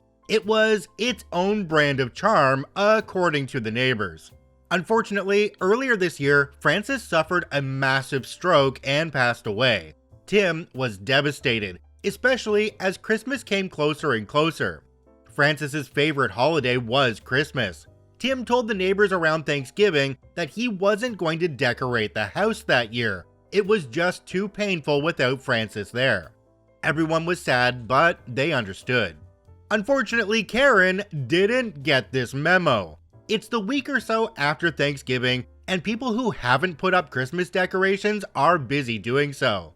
Adam and Belle were walking their dog Domingo. Tim is out front of his house getting the mail. Adam and Belle go up with Domingo to see Tim and say hello. While they're talking, a red minivan pulls into Tim's driveway. Karen steps out. Belle and Adam have never seen her before, but Tim recognizes her. Good morning, Karen. Yeah, hi. I was wondering if you're going to put up your Christmas decorations this year? Adam, Belle, and Tim looked at each other uncomfortable. I'm not going to put up any decorations this year, Tim said. And why not? Karen asked. Christmas reminds me of Frances. Well, what about my kids? They've been looking forward to seeing the house decorated, and the fact that you're pretty much the only house that isn't decorated makes them really sad. What would Frances want? Belle, Adam, and Tim just stared in astonishment. We've had a pandemic and we need the cheering. They've been looking forward to this every year. Tim is looking both angry and brokenhearted. Adam and Belle are ready to tell Karen to go stuff it, but Karen sets the trap for Tim's malicious compliance. We're going to be here after church on Christmas Eve, and this house better be decorated. And with that, Karen gets back into her minivan and drives off. Belle looks at Tim, and he's got a malicious smile on his face. She wants a decorated house? She's going to get a decorated house. 2 weeks pass and Tim starts getting several packages delivered. He also starts putting things up in the yard, but they're covered with bed sheets, so they look like those Halloween ghosts. He also starts putting lights on the house. There's more lights than usual, but he doesn't turn them on at night. Karen and her minivan don't show up, even though Adam and Belle have alerted everyone in the neighborhood about her. Christmas Eve rolls around. Adam and Belle are invited to Tim's house for dinner and to watch the movie Scrooged. They are also asked to bring your own beer. When they arrive, the curtains are drawn. Tim greets them with a big smile. They settle down and he details his plan, asking for their help. They're laughing at the end of it and eagerly agree. As they work, Belle notes that he's happier than they've seen him in a while. Tim says it's hopefully going to get even better. By this point, it's still just light enough that they can see what they're doing, but just dark enough that you can't see what's in the yard. They remove the bed sheets and laugh at all the decorations that have been set up. There's a nice dinner and watch the movie. Midway through the movie, Tim's alarm goes off on his cell phone. He pauses the movie, looks at Adam and Belle and says, "It's showtime." Everyone bundles up and they head to the sidewalk across the street. It's now pitch black, and Tim's house still isn't lit up. There's the usual cars driving through the neighborhood, with Karen's red minivan being at the end of the line. "Right on time," Tim says, taking a remote out of his coat pocket. They wait until the red minivan reaches the front. Tim presses the button.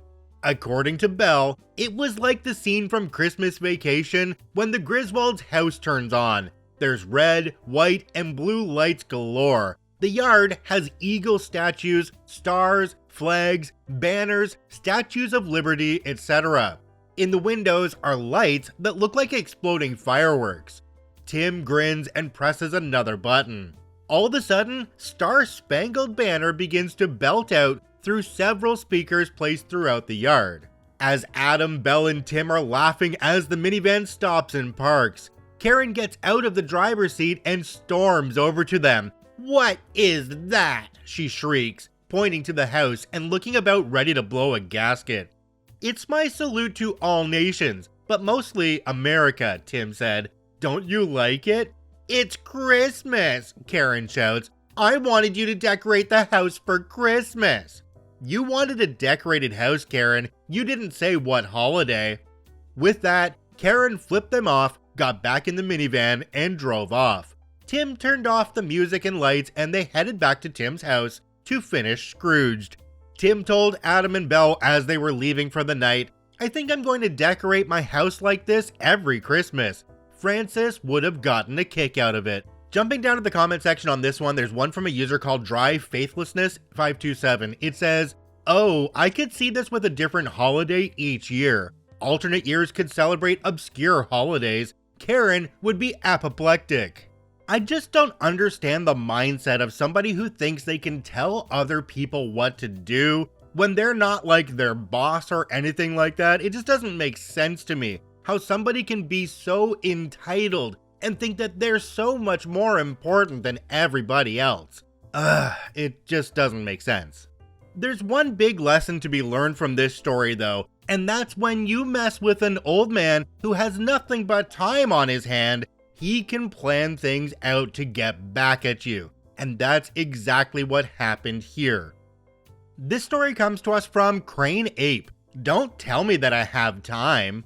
Hi, first time posting here, but have enjoyed the stories. Some 15 years ago, I worked in a local shipyard that focuses in repair work and refitting of all ship types. The yard resides in Europe. Now, it's important to note we have a 200+ meter dry dock and roughly the same in pier for outfitting. At this particular time, we had 2 medium passenger ferries docked, and they were moored on both sides of the dry dock's dam, leaving 50 meters between them, mostly water. I had a newish boss on the job after my old boss had retired. The new boss was very stuck up and entitled, so we shall call him Entitled Boss or Ed. Other people that come up in this story is me, my coworker, let's call him Matt, not his real name, and the first officer of the other ship, let's call him FO. It is normal for our yard to be understaffed by a lot, by half in the least. So a normal workday was between 12 to 16 hours, 6 to 7 days a week. We were well paid for all overtime, so we didn't mind. We were really busy on these ships, and they were moored aft to aft, so we were able to lift all materials on their aft ramps with a crane. I worked with the crane as the guy who arranges the lifts and communicates with the operator at the pier. Matt did the same shipside. We worked well together and had done that together a lot. I was in my late 20s, Matt was in his 50s. This one morning, Ed comes to us to let us know of a new job. I have a small extra job for you to do since you're not that busy. There are about 20 lifts on the pier and more always comes during the day, I noted to him. Matt was quite silent. He never really talked much anyway. I have a dredge coming in 2 hours. You will lift the bucket and the bucket arm off the dredge. A quick job, just lift the 3 things off. You should be done in 30 minutes. Just 30 minutes? Yes, they are detached already. Okay, boss. Matt looked doubtful. We started working, lifting all we could in 2 hours. Then we saw the dredge. This thing was big. The bucket was 60 tons alone, and the 2 sections of the arm were 60 tons and 80 tons. Oh, and the heavier bit was still attached. At this point, I groaned, but Matt grinned from ear to ear and told me, boss's orders, boss's responsibility. Then I grinned. Cue Malicious Compliance. We got to work. We set the crane in position in a way it was closest to the dredge due to weight. This also meant it blocked any other cranes from lifting to either ferries anything. We got the bucket unloaded on a trailer. This took an hour. Then we lifted the other half of the arm. This took an hour to attach to the crane. Oops, lunchtime, union rules. Then 1 more hour to unload it. Now, the last arm was a bit tricky. We had to suspend it from the crane and remove the pins that held it to the digger half of the dredge. The pins are relatively small, only 200 kilograms or 440 pounds each, and held in place by a few tons of pull or weight of the arm. It took us 4 hours to free the pins. So, any of who are keeping track at this point, we were 7.5 hours into a half-hour job. At this point, some crew from both ships and a lot of people from the shipyard were watching us work.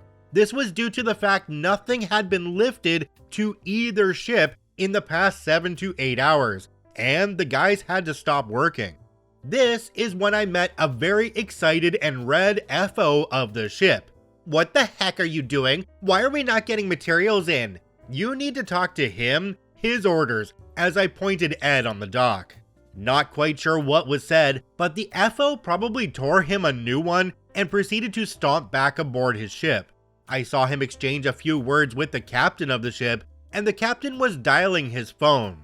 It took about 5 minutes for our CEO to get to the pier and proceeded to chew my boss's rear. I'm pretty sure he was sitting funny after that. We finished the job right around 8 hours and proceeded to lift our backed up lift queue on board the ships. For some weird reason, he never told me how to do my job or had any quick jobs after that, as I had heard he was let go a few years later. Just to be clear, these lifts were difficult due to having to adjust the lifting cable lengths and parts being so heavy. Also, the attachment points were fairly high up, and the cable we used to lift the weight around 10 tons or so. We never stalled on the job, not our style, but we were very thorough in our work that day. Also, we broke a winch pulling the other pin and had to get a new one. This took some time and explaining. Jumping down to the comment section on this one, we have one from a user called Reddit Admin Are Morons. It says, "It's just a quick job," said no one who actually knows what they're doing ever. OP responded to this one and said, oddly, he had been in the same position in another shipyard for 10 plus years. Got fired. Go figure. There is literally no hurrying when you're lifting things that are that heavy, because one little mistake is life and death. That much weight, there's just no question about it. If that falls on a person, that person is gone. So you take all the time you can to make sure you're doing it the right way. OP and OP's coworker did things exactly how they should have, and that boss who told them it was only going to take 30 minutes, well, I don't know how they got to that position even after working in another yard for 10 plus years, because they obviously have no idea what they're doing. This story comes to us from Motormania85. I wasted 2 hours of my sister's time because she refused to listen to me. When I was younger, around a decade ago, I used to love two things: cars and roads. Still to this day I love cars, but the way I loved roads was through maps. My favorite activity when I was bored was to go on the Maps app and look at the highways that surrounded my area. My oldest sister at the time was the only sibling of mine who had a license. One summer day, she was bored and decided to take me and her boyfriend to an amusement park an hour and a half away from home. The story begins on the way back. My father needed the car at the car dealership as it was scheduled to have routine maintenance done the next morning. My father sent her the address of the dealership and requested that she drop the car off and he will go and pick us up at the dealer. Now that the context is out of the way, here is where my sister made a mistake. She typed in the address and clicked on the nearest place with that road. The issue is that the nearest place with that road was a town going an hour in the opposite direction. She gets onto a road I will call State Route 100. This intersects with Interstate 1, which we were supposed to get onto. When she passes the highway, this following interaction ensues. You're supposed to make that right. That's not what the map says. 5 minutes later, I say again, we're heading in the wrong direction. This does not go home. Maybe it's an alternate route that's faster. I don't think a road going in the opposite direction is faster. She cuts me off. Her now annoyed. Listen, I'm gonna focus on what the map says, not on you. Just stop already. And with that, I followed her instruction. After all, why would I complain on going on a road I've never been on? From what I remember after that, we stopped for gas about half an hour in. My sister was still convinced we were going in the right direction. But why should I correct her? She is listening to the map after all. The fallout. We hit an expressway and my sister is convinced we made it home and is pleased with herself. This was until an overhead sign said, Town B Regional Airport 1 mile. At this point, my sister realized her mistake. She starts freaking out and saying, I didn't know this road went here. I was following the map. OP, why didn't you tell me we were going the wrong way? I was scared of her getting mad at me, so I just said, after you told me to stop, I just stopped paying attention to where you were going. She eventually pulled into a gas station and saw where she set her GPS to. After correcting her mistake, we head the opposite direction, although the car ride was rather silent. We eventually see signs for the amusement park we started at because she had to turn left at the road I originally told her to turn at. And that is how I turned a drive supposed to be an hour and a half into 3.5 hour journey. Years have passed since this happened, and I told my father, who thought it was hysterical. I often consider telling my sister, but we sadly rarely speak anymore. Thank you for reading. Have a happy new year. Jumping down to the comment section on this one, there's one from a user called Blue Veritas 731. It says, if this anecdote is representative of the norm, I'd say it's pretty obvious why the two of you rarely speak. And I'd venture that while it may make you sad, it also makes your life more peaceful. I'm not too sure about that one myself. I mean, OP was being taken to a theme park by this person. If they weren't getting along and arguing at the time, I have a feeling the sister wouldn't be taking OP to a theme park. OP just was told to be quiet and OP decided, yep, I'm gonna be quiet. We have absolutely no context as to why they don't talk to each other now. There could be lots of other stories between this one and present time that we just don't know. So I can't agree with this comment because, well, we just don't have enough information. This story comes to us from Abolish Blankets. Failed malicious compliance. Background to this, my mother is a terrible driver, gets very distracted, has had many accidents. I'd have been in my late teens when this happened. We took her weekly spin to the grandparents' house, in a village about an hour's drive outside the city. It had been a few years since I'd been in the car with her. I chose to live with my dad a few years prior, so my tolerance to her driving had dropped significantly. Several times as we drove out of the city, she had either run red lights, turned from the wrong lane, or stayed sitting at the lights after they had changed to green cause she wasn't paying attention. After I said something or squeaked in fear 3 or 4 times, I was firmly told to shut up and not say another word about her driving.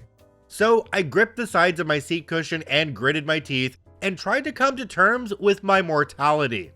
About 20 kilometers out of town on a long straight road my mother has driven literally 1,000 times before, there were some unexpected roadworks in the distance. Couple of kilometers down the road, full visibility, minimal traffic, one tiny red car stopped at the lights, which are red in the distance. I glance over and she's looking out the side window, communing with the clouds, cause that's what she does. Not to worry, she'll eventually have to look at the road, right? Right? You don't know my mother. Now we're a kilometer away, lights are still red, car is still there, and not so tiny. 800 meters, 500 meters, she's still looking out the side window, thinking deep cloud-related thoughts. Still doing 80.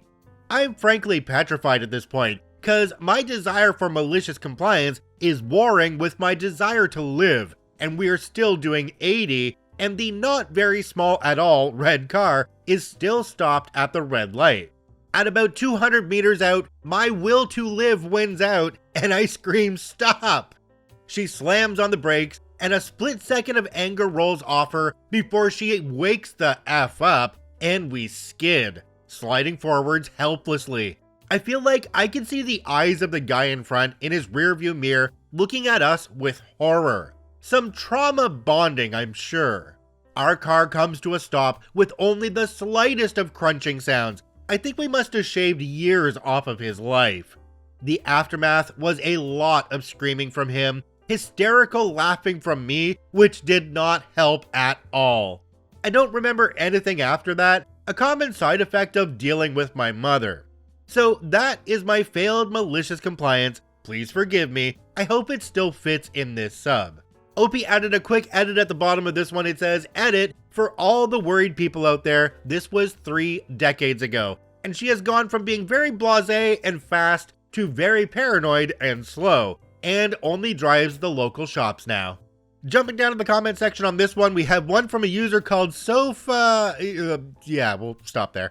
It says, "Effing terrifying that we might share roads with your mom." OP responded to this one and said, "Yep, for sure. I moved to a different country." This story totally reminds me of when I was a kid driving around with my grandmother in her big old Buick. And oh my gosh, this woman couldn't go into a parking spot and actually park the car without bumping another car. Every freaking time. I was just a little kid, so I couldn't report it or anything like that. But I do recall many times pulling into parking spots and seeing the car on the other side do a little bit of a jolt. And she never told anybody. Oh my. She's long gone now, but that's a fond memory from when I was a little kid. This story comes to us from Mango Physical 1308. Don't bother you anymore? Fine, I won't. I used to live in an apartment building that had shops on the main level. The building next door was the same. The 2 buildings shared a wall. My building had assigned parking and yellow paper notes to put in our car windows. A restaurant opened up in the building next door.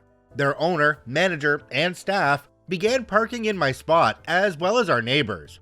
I spoke to the owner and she said she would talk to them again, but didn't think it would help. They were even parking in her spot. Every night I would get home, call them, and ask that the vehicle be moved. I was getting tired of this. When one night they put the manager on because they were busy and didn't have time to deal with my request. He did do it, but told me they wouldn't do it again, and I was to stop calling them. I suggested they stop parking in my assigned spot.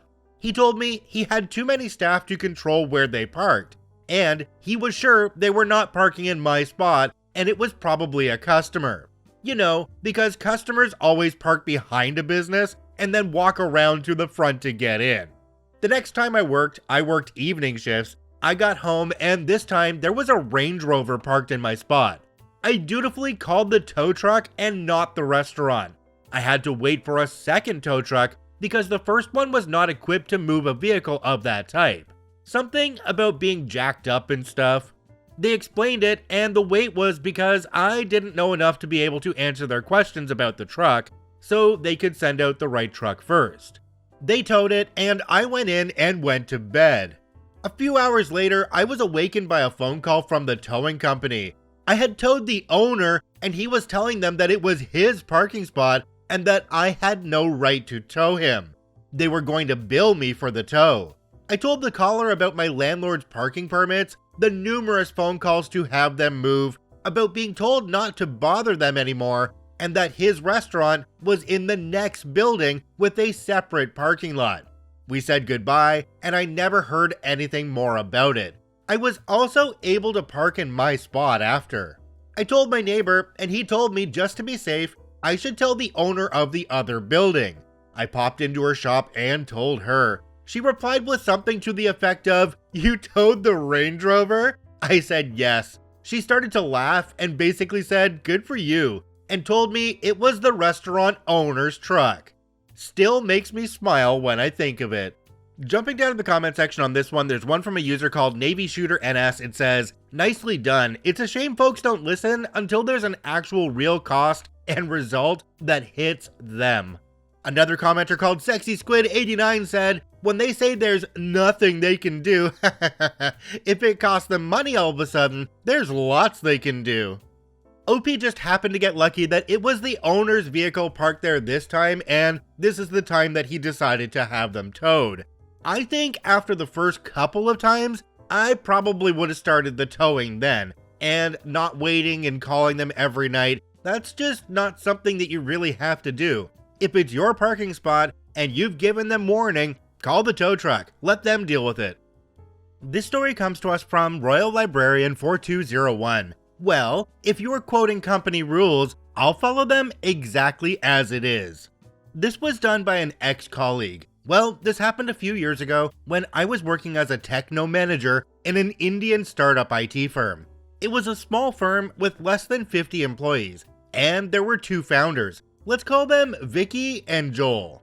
Vicky had worked a short time in an MNC, but was not able to stand authority and had to resign, whereas Joel had no real workplace experience. Vicky managed the place like a king, show tantrums, anger, etc. Joel was simply a yes man to Vicky. Now, we had an HR lady who was okay-ish with the older employees and strict with the newer ones. As for me, I was not that good technically compared to my colleagues, but was good at people management. Also, I was one of the longest serving employees too. I was friendly with most of the employees, especially the new ones. This was due to the fact that I knew it was not easy to work with the founders, and I wanted the show to continue as it was my first company too. So a new joinee named Bob joins, and after 6 months, he is assigned to a project. Because of the time zone difference, he worked up to 4 to 5 a.m., and the client too was happy with him. Since he was sleeping late, this guy always reported at nearly 11:30 a.m. in office. Out of the blue, founder calls me and HR asks why Bob is late to the office and said he has to be in by 10 a.m. as the other guys. By the way, forgot to mention, Vicky and Joel came into office only once in a while, and it was pre-corona times, but since they are founders, let's ignore that. HR lady took the responsibility of asking Bob about that. At this point, since HR lady is not aware of Bob's working hours, I interrupted and told that he's leaving the office by only 2 to 4 a.m., and it's kind of unfair to ask him to come early. Vicky cut me off and says, "No, he has to follow rules, and this is the basic etiquette when working in this office." I said, "Okay." HR lady calls Bob in her office and questions him about the timings, to which Bob says, "Okay ma'am, we'll comply." Now, Bob and me have a good rapport, and he comes directly to me and tells me what happened with HR. Then I ask him, "What are you going to do?" To which he says, I will ask for a clarification via mail and then will comply. I understood where it's going and give him a best of luck, trying hard to contain my laughter. After 10 minutes, HR comes to me with their laptop in a panic and shows me the mail which Bob has sent. He has CC'd the founders, the client head he's reporting to, and have written something along the lines of, "Hi client head name, this is to inform you that as a request from my office to comply to the office timing, from tomorrow onwards, my work timings will be 10 a.m. to 7 p.m. That's 10:30 p.m. to 7:30 a.m. Chicago time. I request you to change your meeting times to the times when I am available, and if any inconveniences, please contact HR, Vicky, or Joel. Thanks, Bob." I asked HR if this was somewhere mentioned in the offer letter, and she nods yes. Then I tell her to take the matter to Vicky. At Vicky's room, since the narcissist guy he is, scolds HR for not noting this in the offer letter, then asks her to correct this. She goes to Bob and asks for correction, to which Bob firmly says no. HR lady, being stupid, tells that she told this because Vicky asked her to, and Bob still stands firm and asks HR if Vicky have said it, then ask Vicky to formally reply in the mail thread asking to revert to old timings. Bob also says that he's not going to get back to old timings unless Vicky mails, and they have approximately 4 hours to do so before the client reacts. HR comes to me for help and we go together to Vicky's room and brief. Vicky lashes out at HR, and at this point, I interrupt and say, it's better to address the issue, as in 4 hours client will get involved and we have to take a decision before that. Vicky hesitantly sent out the mail, saying it was a mistake as Bob's special case was not considered during the decision making, and Bob can continue his earlier timings. As I walked back to office, I saw Bob looking at me and laughing really hard, and I had to hold a straight face as HR lady was also behind me. Needless to say, Bob has his timings intact. Jumping down to the comment section on this one, there's one from a user called Louis Dom. It says, "These little power trips sometimes backfire, do they? It's hilarious how some people can't be bothered to ask a little question before disrupting someone's work. And I'm very grateful to have never encountered this level of butt-effery." I think we can go back to a comment that I've made in previous videos where I said, if somebody's asking you to get something in writing, you should probably review what you just asked them to do or told them to do, because they want proof. That means you've probably done something wrong and should be looking into what you did. Did anybody else notice they said this guy was clocking in around 11:30 a.m. but not leaving until 2 to 4 in the morning? This guy's working like what, 14 hours a day? What the heck is wrong with this guy? This story comes to us from A Quiet Borderline, Brad, and the Table. This story was told to me by my friend Lucy. At the time, she lived in an army town and worked for many summers at a restaurant popular with the officers and their families. At this particular restaurant, which is on the higher end, there's a table reserved for high-ranking officers who visit the base. People who work there refer to it as the table. On busier nights, when there isn't a higher-ranking officer in town, it's utilized to seat more patrons, but for the most part, it's left alone. It's Friday, so it's busy. There is a general visiting the base, so the table isn't being used, just in case he decided to grace the establishment with his presence. Lucy is manning her section when the owner, named John for the purposes of this story, waves her down. She heads over and he tells her, "I need you and Annie," another server, "to help me man the table." "The general is coming?" she asked. "Nope, Brad is." Lucy rolled her eyes. Brad was a local bigwig's high school age son, and he had it in his mind that he was a hotshot.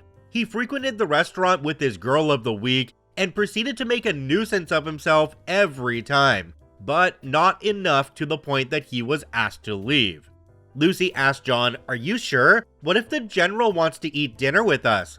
At this, John leaned in with a wide smile and said, "Apparently, the general called and told us to give Brad the table, and to give him and his guests anything he wanted." Lucy then smiled as she realized what was about to happen. Brad was about to get a serving of Malicious Compliance on the house. 20 minutes later, Brad, wearing a West Point blazer, arrives with several young people. John makes a big show of greeting them and escorting them to the table. The people look around impressed, and Brad proceeds to command Lucy, John, and Annie around like he owns the restaurant. The only good thing about this particular experience was that, due to him being underage, Brad and his buddies never tried to order any alcohol.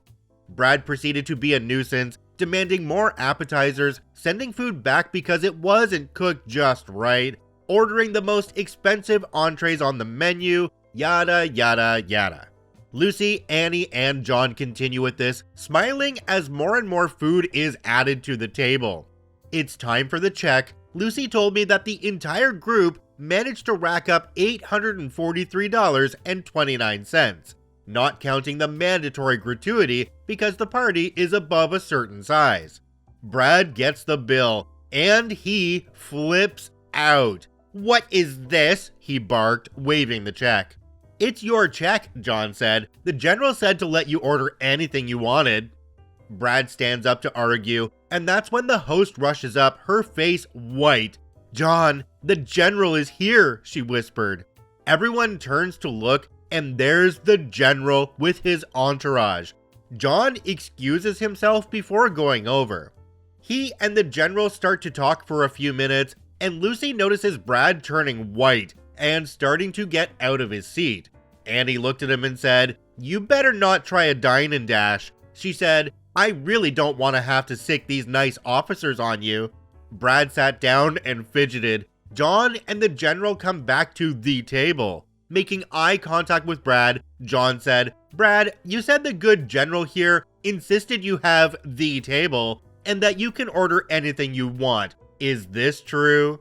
He only nodded. "Well, the general here said that he never made such a phone call." "That's odd," Brad said, before looking at the general. "I'm pretty sure it was you I talked to, sir." "I have the phone number, let's call it," John said, pulling out his cell phone and dialing a number. That's when they hear Brad's brand new cell phone going off in his pocket. The general held his hand out, and Brad puts the phone in his hand. He checks the number and asks John, "Is your number 123-456-7890? "It is," John said. The general then proceeded to get a serious look on his face. "Brad, are you a cadet?" "I'm being considered for an appointment," Brad said. The general nodded. "I suggest you pay your bill, tip in full, and apologize to the staff for your behavior," he said to Brad. "I also suggest withdrawing your name as soon as possible to save yourself the embarrassment." Keeping his head down, Brad paid the bill, meekly apologized, and left with his sycophants. The general and his entourage patiently waited for the table to be cleared and set. They proceeded to have a nice meal, leaving a generous tip and apologizing for people like Brad. Lucy proceeded to have a wonderful Brad-free career. Jumping down to the comment section on this one, there's one from a user called Reddit Admins Are Morons. It says, "Well, that's a spectacular way to ruin your career before you even start one. Kind of like that idiot that flipped the bird to the guy he cut off to steal his parking space, only to have his job interview with him." Another commenter down below called Sweet Taylor 7596 said, "It's wonderful when officers and managers like that exist. Too often, they don't. I'm actually pretty shocked that Brad had the money to pay without having to ask his parents." Don't you love it when an extremely entitled person gets put right in their place? In this case, Brad might have just ruined his whole career path. On top of that, he looks like a pretty big douchebag in front of all the people he brought into that restaurant as well. So not only is his career going away, but it sounds like some of his friend group might be going as well. Hopefully Brad learns a lesson from this one, but I doubt it. These kinds of people just keep on doing the same old crap over and over again because they're just so into themselves that they don't care what anybody else thinks. This story comes to us from Stuck to PC, Please Help.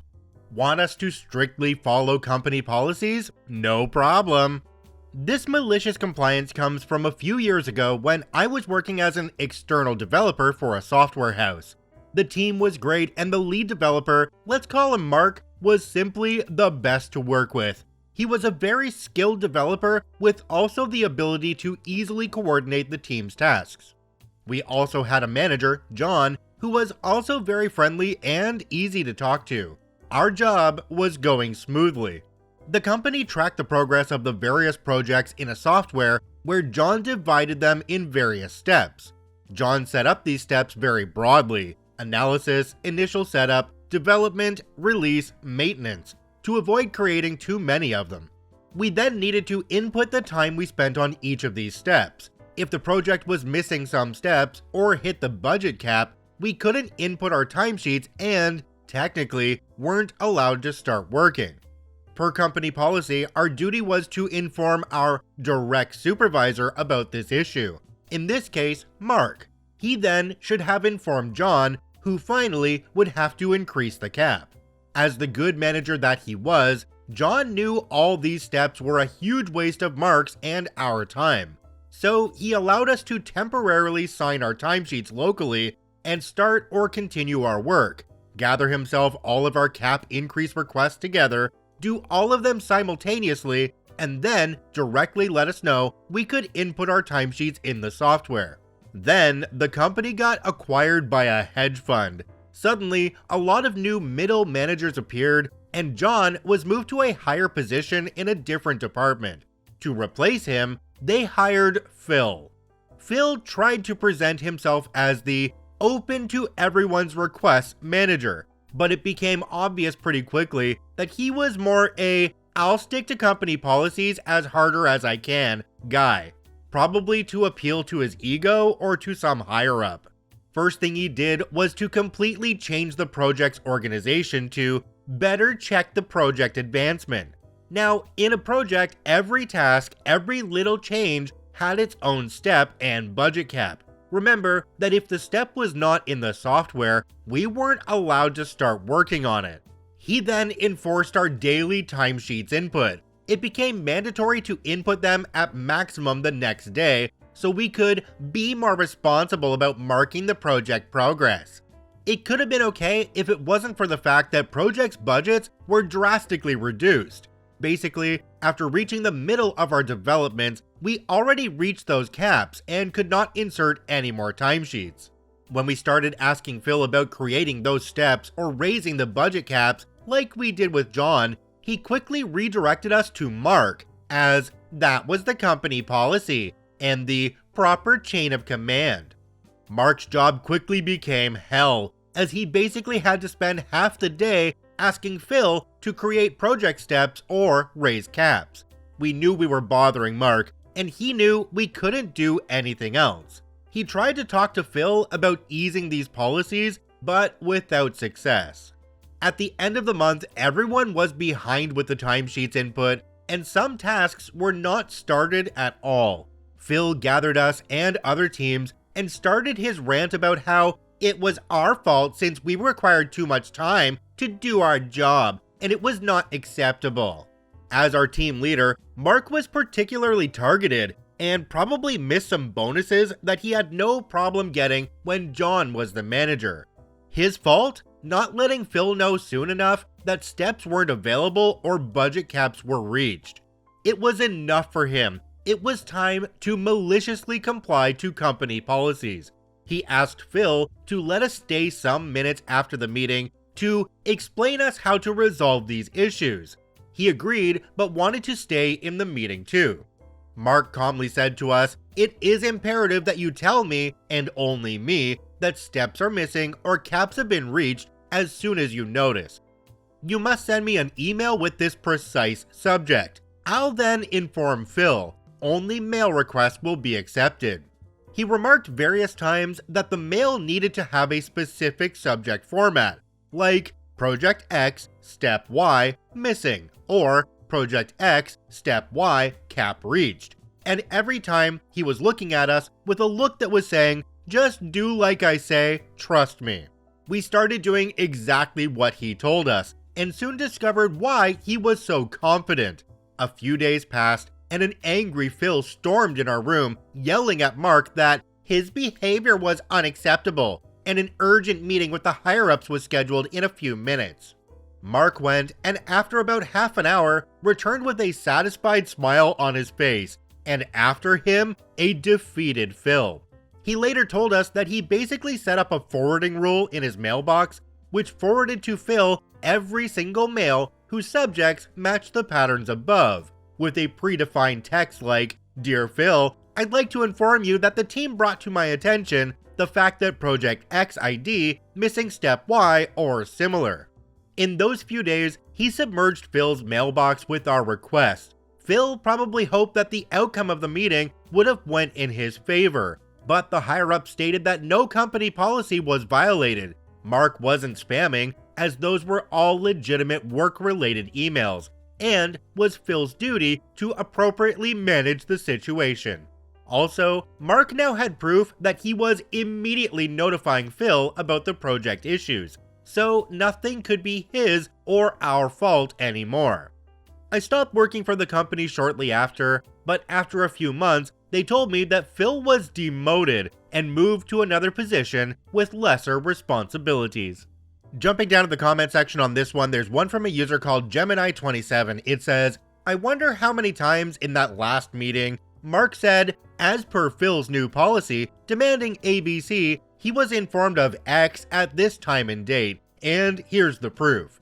Basically just ramming home the point that Phil's ideas were not signed off by anyone above Phil, and they were 100% Phil's personal decision that wasn't backed up by company policy or requirements.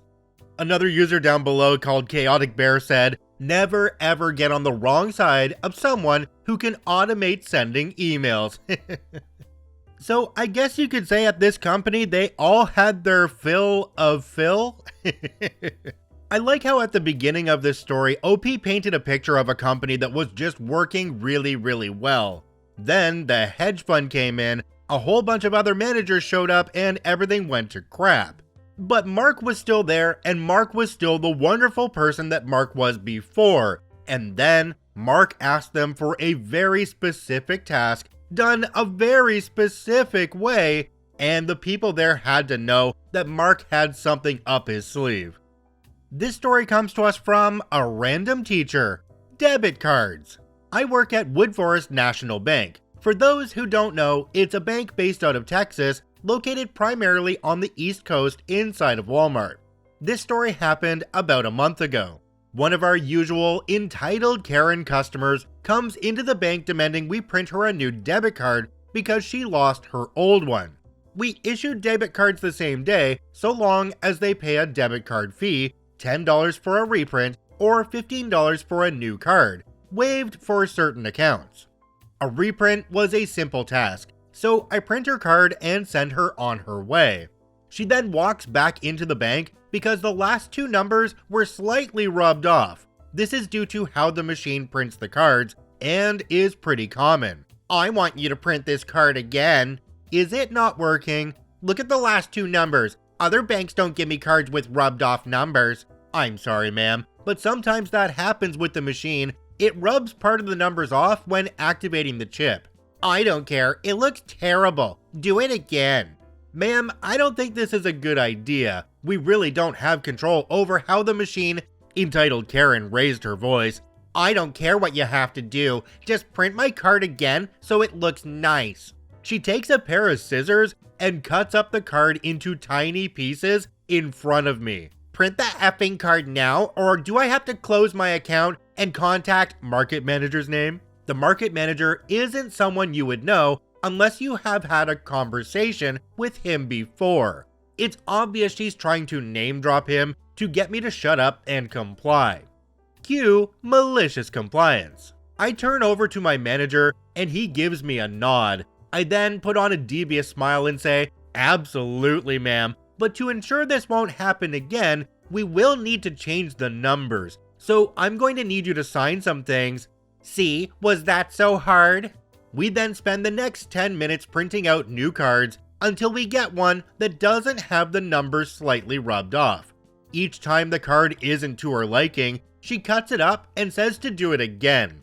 I just smile and say, sorry about this, let's try again each time, until about 8 cards later, she finally gets a card number that isn't rubbed off. Finally, this card looks good, thanks. She just leaves with a smug grin, thinking she won, and leaving us with her massive pile of cut up debit cards. What we forgot to remind her of is having a completely new card generated outside of fraud or expiration costs $15 to be deducted from your account. This is made clear at account opening, and since she signed off on having all these new cards printed, there was nothing she could say. Normally, I try and help people avoid bank fees, but in this case, F this entitled woman. A couple days later, she comes storming into the bank looking pissed. What the F did you do to my account? I'm sorry, ma'am, but what seems to be the problem? There's a bunch of debit card fees on my account. What the F did you do? Oh, every time you had me print a new debit card for you, the other day, a $15 fee was charged to your account. The first one, where you only had me reprint the card number, was only $10. You need to effing reverse these fees right now before I call market manager name and get you fired. At this point, my manager steps in. Hello, ma'am, what's the issue? Your dumb butt employee tricked me into paying over $100 worth of fees because he kept effing up my debit card. Ma'am, could you please not yell? Also, I was there. You demanded we print you a new debit card because you didn't like the numbers being rubbed off. We have your signature on these forms stating that you wanted these cards to be printed. I will not be reversing these fees for you. Then I want to close my account. Okay, but first, you need to pay off your negative account balance as well as your line of credit. Just give me market manager name, number, this instant. Sorry, ma'am, but we aren't at liberty to just give out his number like that. Here's the number to customer service if you would like. This is true, as he's instructed us to not give his number out to any customer who asks. The only people who need his number already have it. She takes the number and screams, I'll have your jobs for this, flips us off, kicks over a chair, and storms out. We get a call from customer care later about the incident, where we explain everything and scan over all the signed debit card applications. Also, she had us print 8 brand new cards and the 1 reprint. That cost her about $130 in fees because she demanded a new debit card. The best part is, my manager likely would have just waived the original $10 fee had she just been nice and asked. In a comment down below, OP added a few more things. It says, I feel like a few explanations are in order. 1, when I say numbers rubbed off, I mean a bit of the last 2 numbers being rubbed off. You can still tell what the numbers were, but it just didn't look like a card you get from every other bank. 2, the cards were not defective, they just weren't aesthetically pleasing enough for her liking. Each card was valid. 3, yes, I did lead her to having new numbers, but that's because getting an entirely new card number requires your signature, while a simple reprint does not. She has been in the bank before complaining about the bank taking money out of her account for things she didn't sign off on, like overdraft fees and new debit card fees in the past. She even tried to get one of my other coworkers fired for something similar. So to avoid this, I got her signature on the card forms so she couldn't claim we did something she didn't authorize. It was to cover my butt. 4, yes, she has been disclosed these fees multiple times, and upon signing 2 pages per printout, one is the signature request, one has the fees disclosed on it. She threw away the second paper despite my suggestion that she should read it. All fees are disclosed multiple times. So at the point where Karen said, give me the market manager's number this instant, so you're saying you actually don't know the market manager then? You just know their name, but you're not like a friend of theirs or anything because you don't have their number? You'd think somebody who's name dropping somebody would have a way to contact that person. Right, Karen? On the other side of this one, this bank is producing bank cards that have numbers smudged off. That doesn't seem right to me, because if your printer isn't working properly, and it can't produce a card without smearing the numbers, then you should probably stop using that machine. I also don't really think you can charge a customer for something that's coming out of your machine with an error on it. But that's just me. Let me know what you guys think, comment down below. This story comes to us from TrippyNet, but I wanted a silver laptop.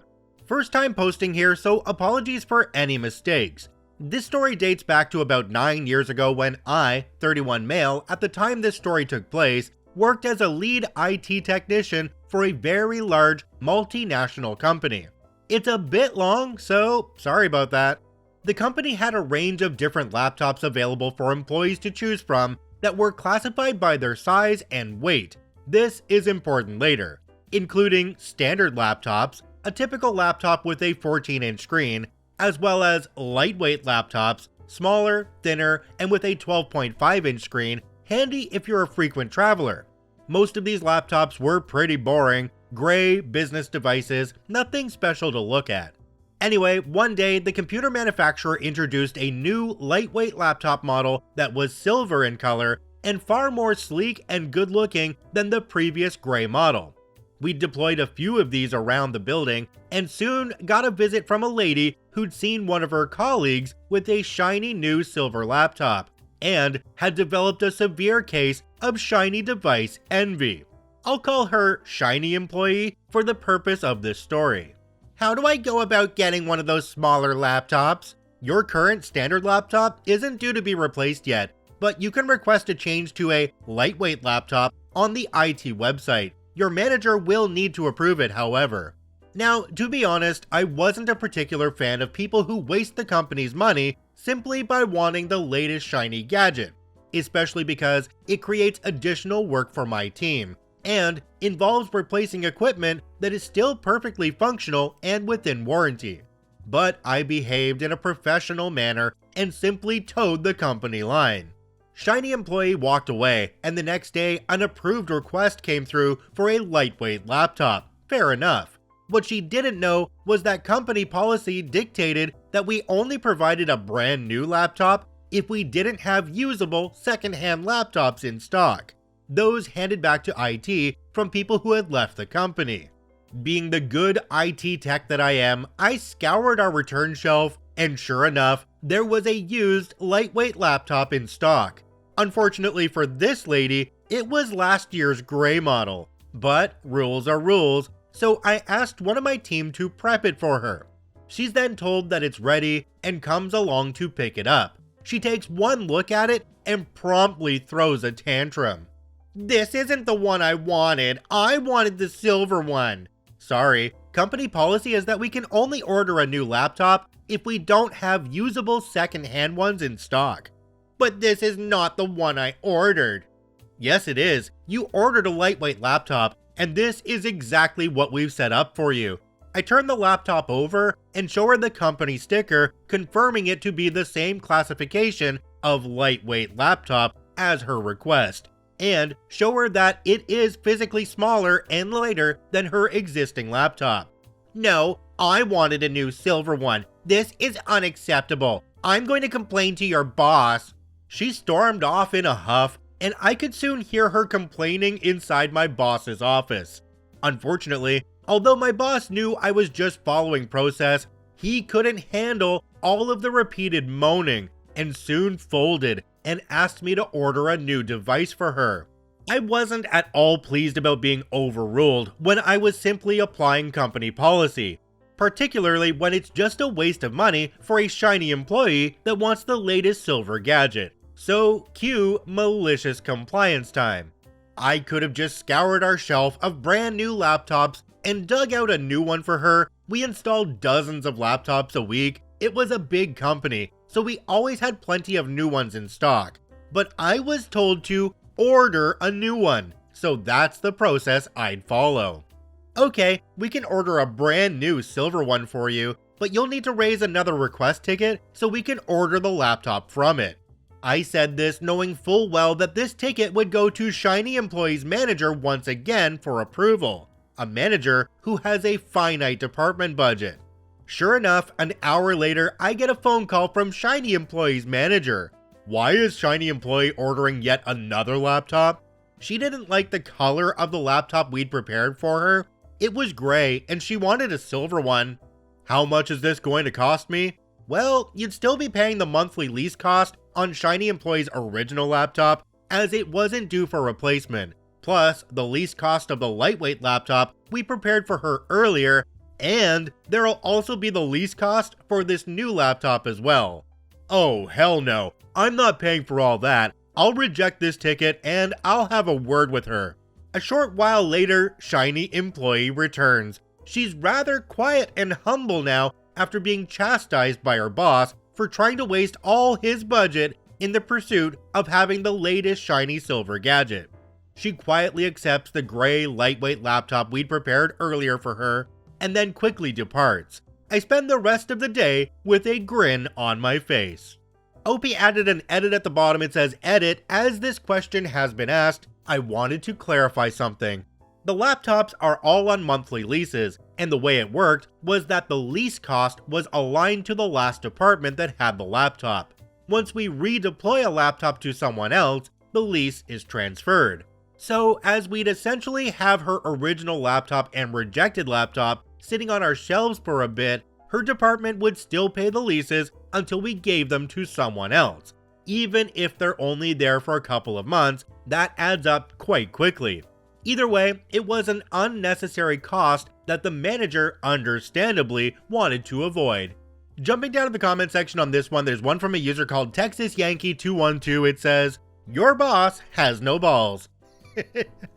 OP responded to this one and said, he was generally a pretty cool guy. I think he was just quite busy and wanted an easy way to get rid of the lady that was ranting beside his desk for several minutes. Still, it worked out. He got rid of her, and her complaining just led to a telling off from her own boss.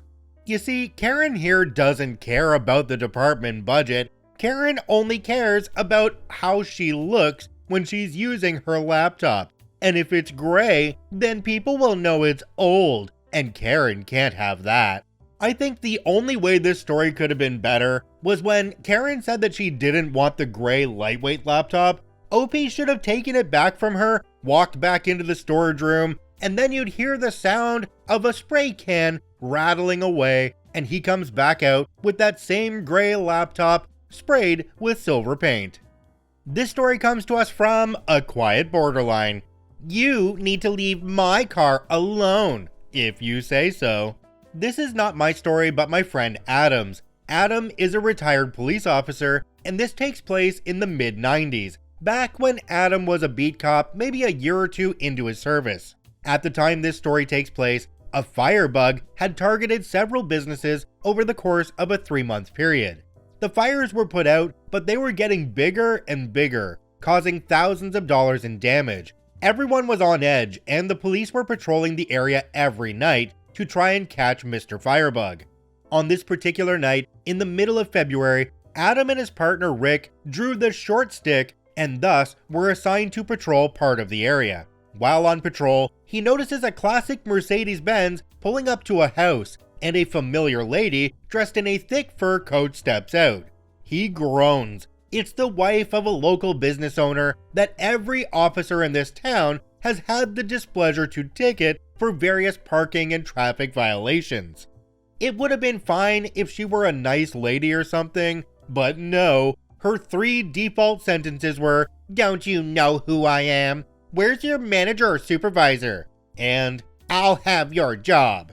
Seriously, she was a Karen before Karens were even a thing. Rick points out to Adam that Karen had parked right by a fire hydrant, par for the course. Adam gets ready and steps out of the squad car. "Good evening, Mrs. Entitled, ma'am," Adam said. "What are you doing here?" Karen bellowed. Adam guessed that's the Karen version of the word hello. Working the beat, "You do know you're parked next to a fire hydrant." "So," Karen said, "I'm suggesting you move it before I write you a ticket. I'm not in the mood for extra paperwork tonight." "Listen, you need to leave my car alone or I'll have your job." With that, Karen storms off to the house, goes inside, and slams the door. Adam thought, if you say so, and proceeded to check the outside of the car for any more violations, and wishing that being a B was a federal offense. As he's putting the ticket under the windshield wiper, the call everyone's been dreading comes on the radio. A fire alarm has been triggered. The address? Right across the street. Adam looks over at the building and can see a faint orange glow in the windows on the second floor. He reports the glow. He and Rick get ready in case Mr. Firebug decides to cross their path. Several officers arrive and set a perimeter around the building as the glow gets brighter and brighter. Unfortunately, by the time the fire department gets there, flashover happens and all the windows on the second floor get blown out. It was so hot that Adam felt sweat form on his face. The fire department needs to get the hoses set up, but Karen's car is in the way.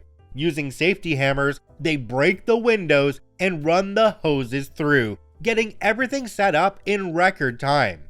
During all of the chaos, Karen comes out and she sounded like a banshee that had swallowed an air raid siren. She runs over and tries unhooking the hose from the hydrant. "What are you doing? My car is ruined!" It took 2 officers to restrain her and bark at her to go inside and let everyone do their jobs. She actually listened and returned inside. Adam spent the rest of his shift helping with the fire and investigation. It was close to dawn when he returned to the station to finish up. All he wanted was to go home and crawl into bed. That's when his supervisor calls Rick and him over and reports that Karen reported several $1,000s worth of damage. Not only had her windows broken, but water had gotten in and froze because it was, again, the middle of February. The supervisor asked them what happened and they reported everything. Fortunately, the dash cam caught a recording of the event. The supervisor shook her head, laughed, and said, "Well, you had nothing to do with the car getting damaged, so I consider this closed." A few weeks later, they caught the Firebug, a different business owner who was trying to commit insurance fraud. He figured that if several other buildings caught fire, nobody would think he was responsible for burning down his own business. Unfortunately, Karen never did seem to learn her lesson, so she was back to racking up tickets and being a thorn in the police's side. She did have to pay for the damages and the ticket Adam gave her. Jumping down to the comment section on this one, there's one from a user called Zorgalacticus. It says, "The fire truck in our city has a huge bumper guard on the front. They can, and have, used it to just shove the vehicle out of the way. The best example was a BMW parked right by a fire hydrant, shoved it out into the street, caving in the rear of the car, then called for a tow because it was blocking traffic. Owner had to pay for the tow, a ticket, and the damage to his vehicle. Insurance wouldn't cover it because of the circumstances." Another user down below called FusionFiction63 said, "I can't think of a more entitled person than someone who tries to unplug a hose from a fire hydrant when the house right across the street is currently on fire." Well, you see, some people that we refer to as Karens really are people that just have some mental deficiencies. I mean, sure, this woman did sound like an entitled Karen when she refused to move her car, and the fact that she's gotten so many other tickets and just doesn't seem to care about them.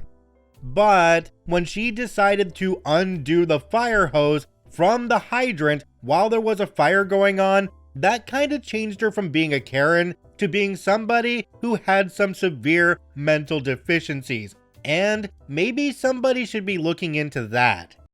This story comes to us from Curious Not Creeper. "Okay, I will work my duty time. I will change the names to protect my job. A bit of background, I have worked in public education at site for over 25 years. The supervisor was a new one with a questionable past. I was newly elected union president. The supervisor did not like me, and I think felt threatened by my mere existence, and went after me. Wrong move, Skippy. From the beginning of the educational term, my supervisor and I clashed. They seemed to go out of their way to find something to talk with me about, write me up for, or simply question me about. At first, I chalked it up as trying to figure out what I did and how things ran. but it became obvious that it was going after me and wanting to get me fired. Well, let's just say, as a long-term employee in a public education system with a strong union, I am fairly protected. Add to that, I am the union president of that strong union. Add Kevlar to that protection. That is not to say I could not lose my job, it just needed to be criminal and a felony. I will try to keep the rest of the story short. After multiple petty meetings, conference summaries, and write-ups, I got tired of it. I started to push back, and I would not talk even in public spaces to supervisor. They were invisible to me. I did not hear them. I did not talk with them. In fact, I would ask someone to give them a message while I was standing in front of them. Needless to say, this made them frustrated. If they wanted to talk with me, there was always another person from the union in the room with me. On one occasion, aka fishing expositions, my reply was, I will not answer that question without my attorney present. And no, it was not an investigation of criminal nature. Supervisor kept rephrasing the questions, hoping I would slip up or answer. Nope, I am smarter than you. I answered the questions that did not answer Supervisor's intended path, but would not answer the questions he wanted to nail me for. This made him so frustrated that he started to threaten my job and reassign me. Nope, Skippy, you cannot do that. He sent me a directive that I was to check in with his assistant each morning, check out for my lunch, and back in, and then check out each day. If the assistant was not present, I was directed to text both supervisor and the assistant if I was away from my desk. I was also instructed to only work my duty time, and I could not work outside my day. Okay, not a problem. Each morning, I would walk past supervisor's office and check in. Every time I had to go to the copier, I would text them both. Every time I used the restroom, I would text them both. Every time I had to talk with someone away from my desk, I texted them. This got fun quickly.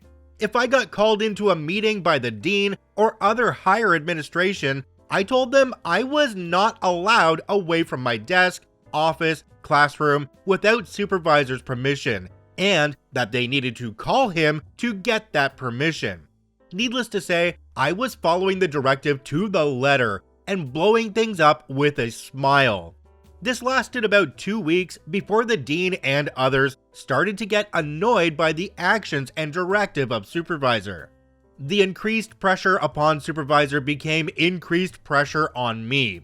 Yep, he was not getting the message and digging his heels in because he's the boss and I was just a subordinate.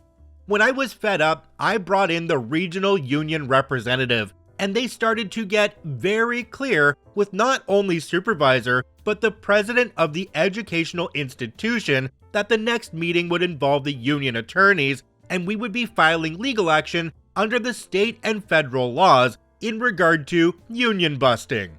Big dollars in attorney fees to even start to answer the complaint.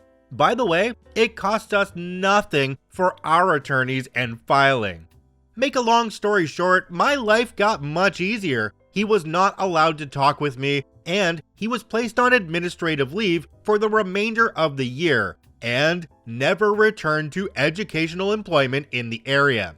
And for me, life is great, and I am happy to work more hours than I am paid for, and I do not need to text anyone when I have to pee. Winner. Jumping down to the comment section on this one, there's one from a user called Grayscale42. It says, I was with you until working more hours than you are paid for. I would hope, especially as a union president, that you would correctly log every hour worked, and likewise encourage all of your bargaining unit employees to do the same. Classified employees, support staff, do not get paid well enough compared to certified employees, credentialed teachers, and administrators, and are often only part-time employees. You are setting an example that this is acceptable and potentially blocking union members from the hours and employment benefits they have earned and very much deserve. Another commenter down below called Woke Britain says, What makes you happy to work more hours than you're paid for? As the union president, you should be setting the correct example of refusing to work when you're not being paid. OP responded and said, "I am an educator. There is no way that we can get everything done in the duty day. The ultimate consumer are the students. That is one of the reasons why I got annoyed with micromanagement." What I did not add above was the educational institution started to get comments about how classes were being cancelled, and it was in the news. Bad press does not look good. I don't know, OP, it sounds to me like you're still making a pretty bad decision. You are the union rep and you're putting in extra hours when you really don't need to. You doing that sets a really bad example. You are the union rep and people are looking towards you to understand what the union wants from them. If you're putting in extra hours, they may be worried that they have to put in extra hours themselves and not realize that they only need to work the hours that they're scheduled for. This story comes to us from Shellyfish04. Boss introduces new time tracking tool to avoid time manipulation. Backfires on him. I work in a small startup company of around 12 people. It's a very good atmosphere in the office and everyone pulls their weight and is super motivated. However, our boss likes to micromanage us, even though he has no expertise in any of our fields: marketing, design, accounting. Especially us in marketing and design suffer a lot from that, since he will make changes to our strategies, posts, website, sometimes without telling us, and then gets upset at us when the customer feedback is bad and we aren't reaching our predicted goals. So recently, he told us that the reason he thinks we aren't seeing enough results is because we are manipulating our hours and not actually putting in the work we should. Until then, we each wrote down our hours manually in an Excel sheet, but with the new time tracking tool, he would see how long we were working down to the minute. We also could only log in on our desk PCs and previously approved home office devices, but not mobile, because if you are not at your desk, it's not work. After our initial shock passed and our boss left for the day, our manager called for a meeting and we came up with a plan. We would do as he says, in the most just following the rules way possible. 1. We would not engage in work-related conversations with him unless we are sitting at our desks and are clocked in.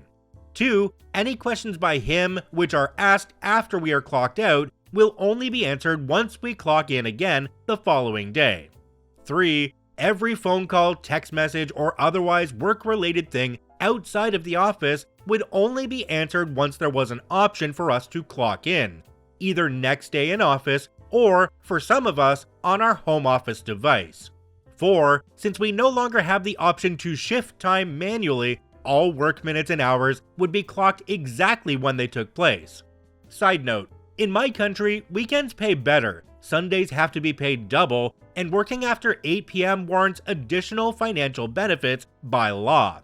Previously, if we needed to post something real quick or had a question, we would just add the weekend hours or late time to the upcoming Monday. Basically, out of goodwill, but no more of that. 5. We would stop any independent activity like posting on social media or writing an email and would send him everything to approve before following through. After about a week, our boss was so fed up with this, he gave us the option to clock in from our mobile devices so he could get a more immediate response to his questions. However, this, of course, led to us clocking in way more frequently since, as I said, he likes to micromanage and is therefore asking a lot of questions. I'm happy to report that as of 2024, we have abolished the system again and regained most of our independence. And even though our boss is still pissy about how we exploited the system, it brought the team closer together and hopefully taught him a lesson. Jumping down to the comment section on this one, there's one from a user called One Letter. It says, "Mutinies have a way of bringing the team together." Laugh out loud.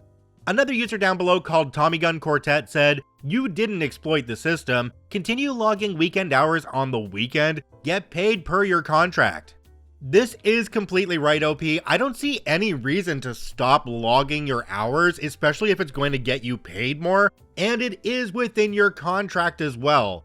Let them figure it out on their end. If you're going to work, get paid for that work. One other thing to quickly mention in this one is that this really sounded like a big team building exercise. It sounds like your team is a little bit closer knit because of this. Maybe that whole team should get together and say, hey, I'd like to be paid for the work I do when I'm really not on schedule. This story comes to us from A Quiet Borderline, Hotshot, and the Hot Wings from Hell. This story comes from my friends Adam and Belle and involves Adam's nephew, who lived in the southwest US at the time. He earned the nickname Hotshot as a result of this.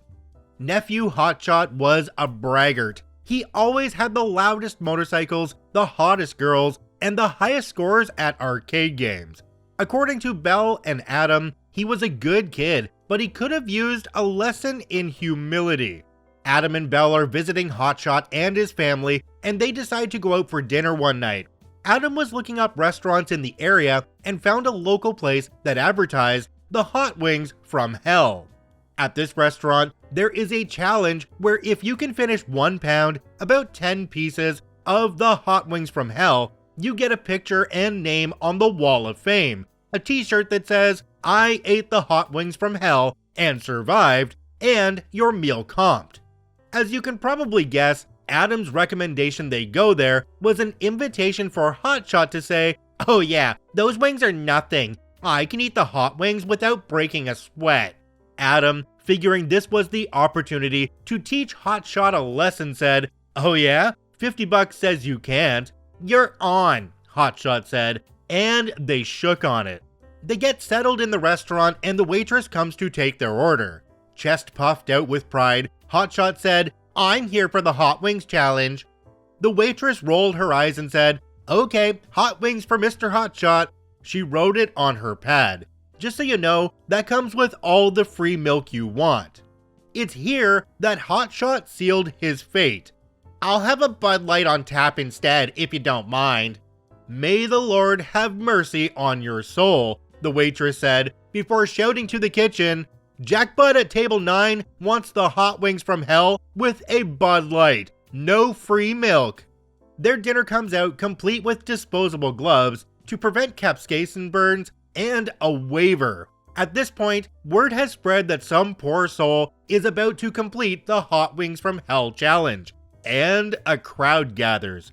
The manager on duty is there to make sure Hotshot actually finishes the wings on his own. After saying, you better have the camera ready, and I wear a large, Hotshot signs the waiver, dons the gloves, and takes his first few bites. See, this is nothing, he said, finishing 1 wing. Second wing came along, no problem. An important thing about capsaicin is that it sometimes takes a little bit to kick in, something Hotshot learned on his 3rd wing. He's sweating up a storm. Tears are rolling down his face, and he looks like a tomato had smashed into his face. Belle, Adam, and the rest of the family are laughing so hard that tears are rolling down their cheeks. The other patrons are chanting, eat, eat, eat, but poor Hotshot can't even continue. While all this is going on, the waitress has been preparing a tray with a pitcher and a shot glass. When she notices Hotshot struggling, she comes over with the tray and asks ever so kindly, would you like some milk, sweetie? Hotshot, either too much in pain or too embarrassed, nodded. Because you didn't want the free milk, it's $5 a shot. He downed 2 whole pitchers of milk, with the waitress counting how many shots he downed. At the end of it all, Hotshot was out $300. This included the basket of wings, the shots of milk, and what he owed Adam. Adam said it had to be the most expensive lesson in Hotshot's life. He wasn't in such a braggy mood after that. Jumping down to the comment section on this one, there's one from a user called ThinkOcelot4025. It says, a friend of mine used to refer to that level of ridiculous overconfidence as testosterone poisoning. Laugh out loud. Not only did Hotshot have no idea what he was getting himself into with those wings, but I'm sure he has no idea what he's going to be in for after those wings. Ring of Fire, anyone? There really is something special about watching somebody who's like a braggart and just full of confidence being put right in their place. It's just beautiful.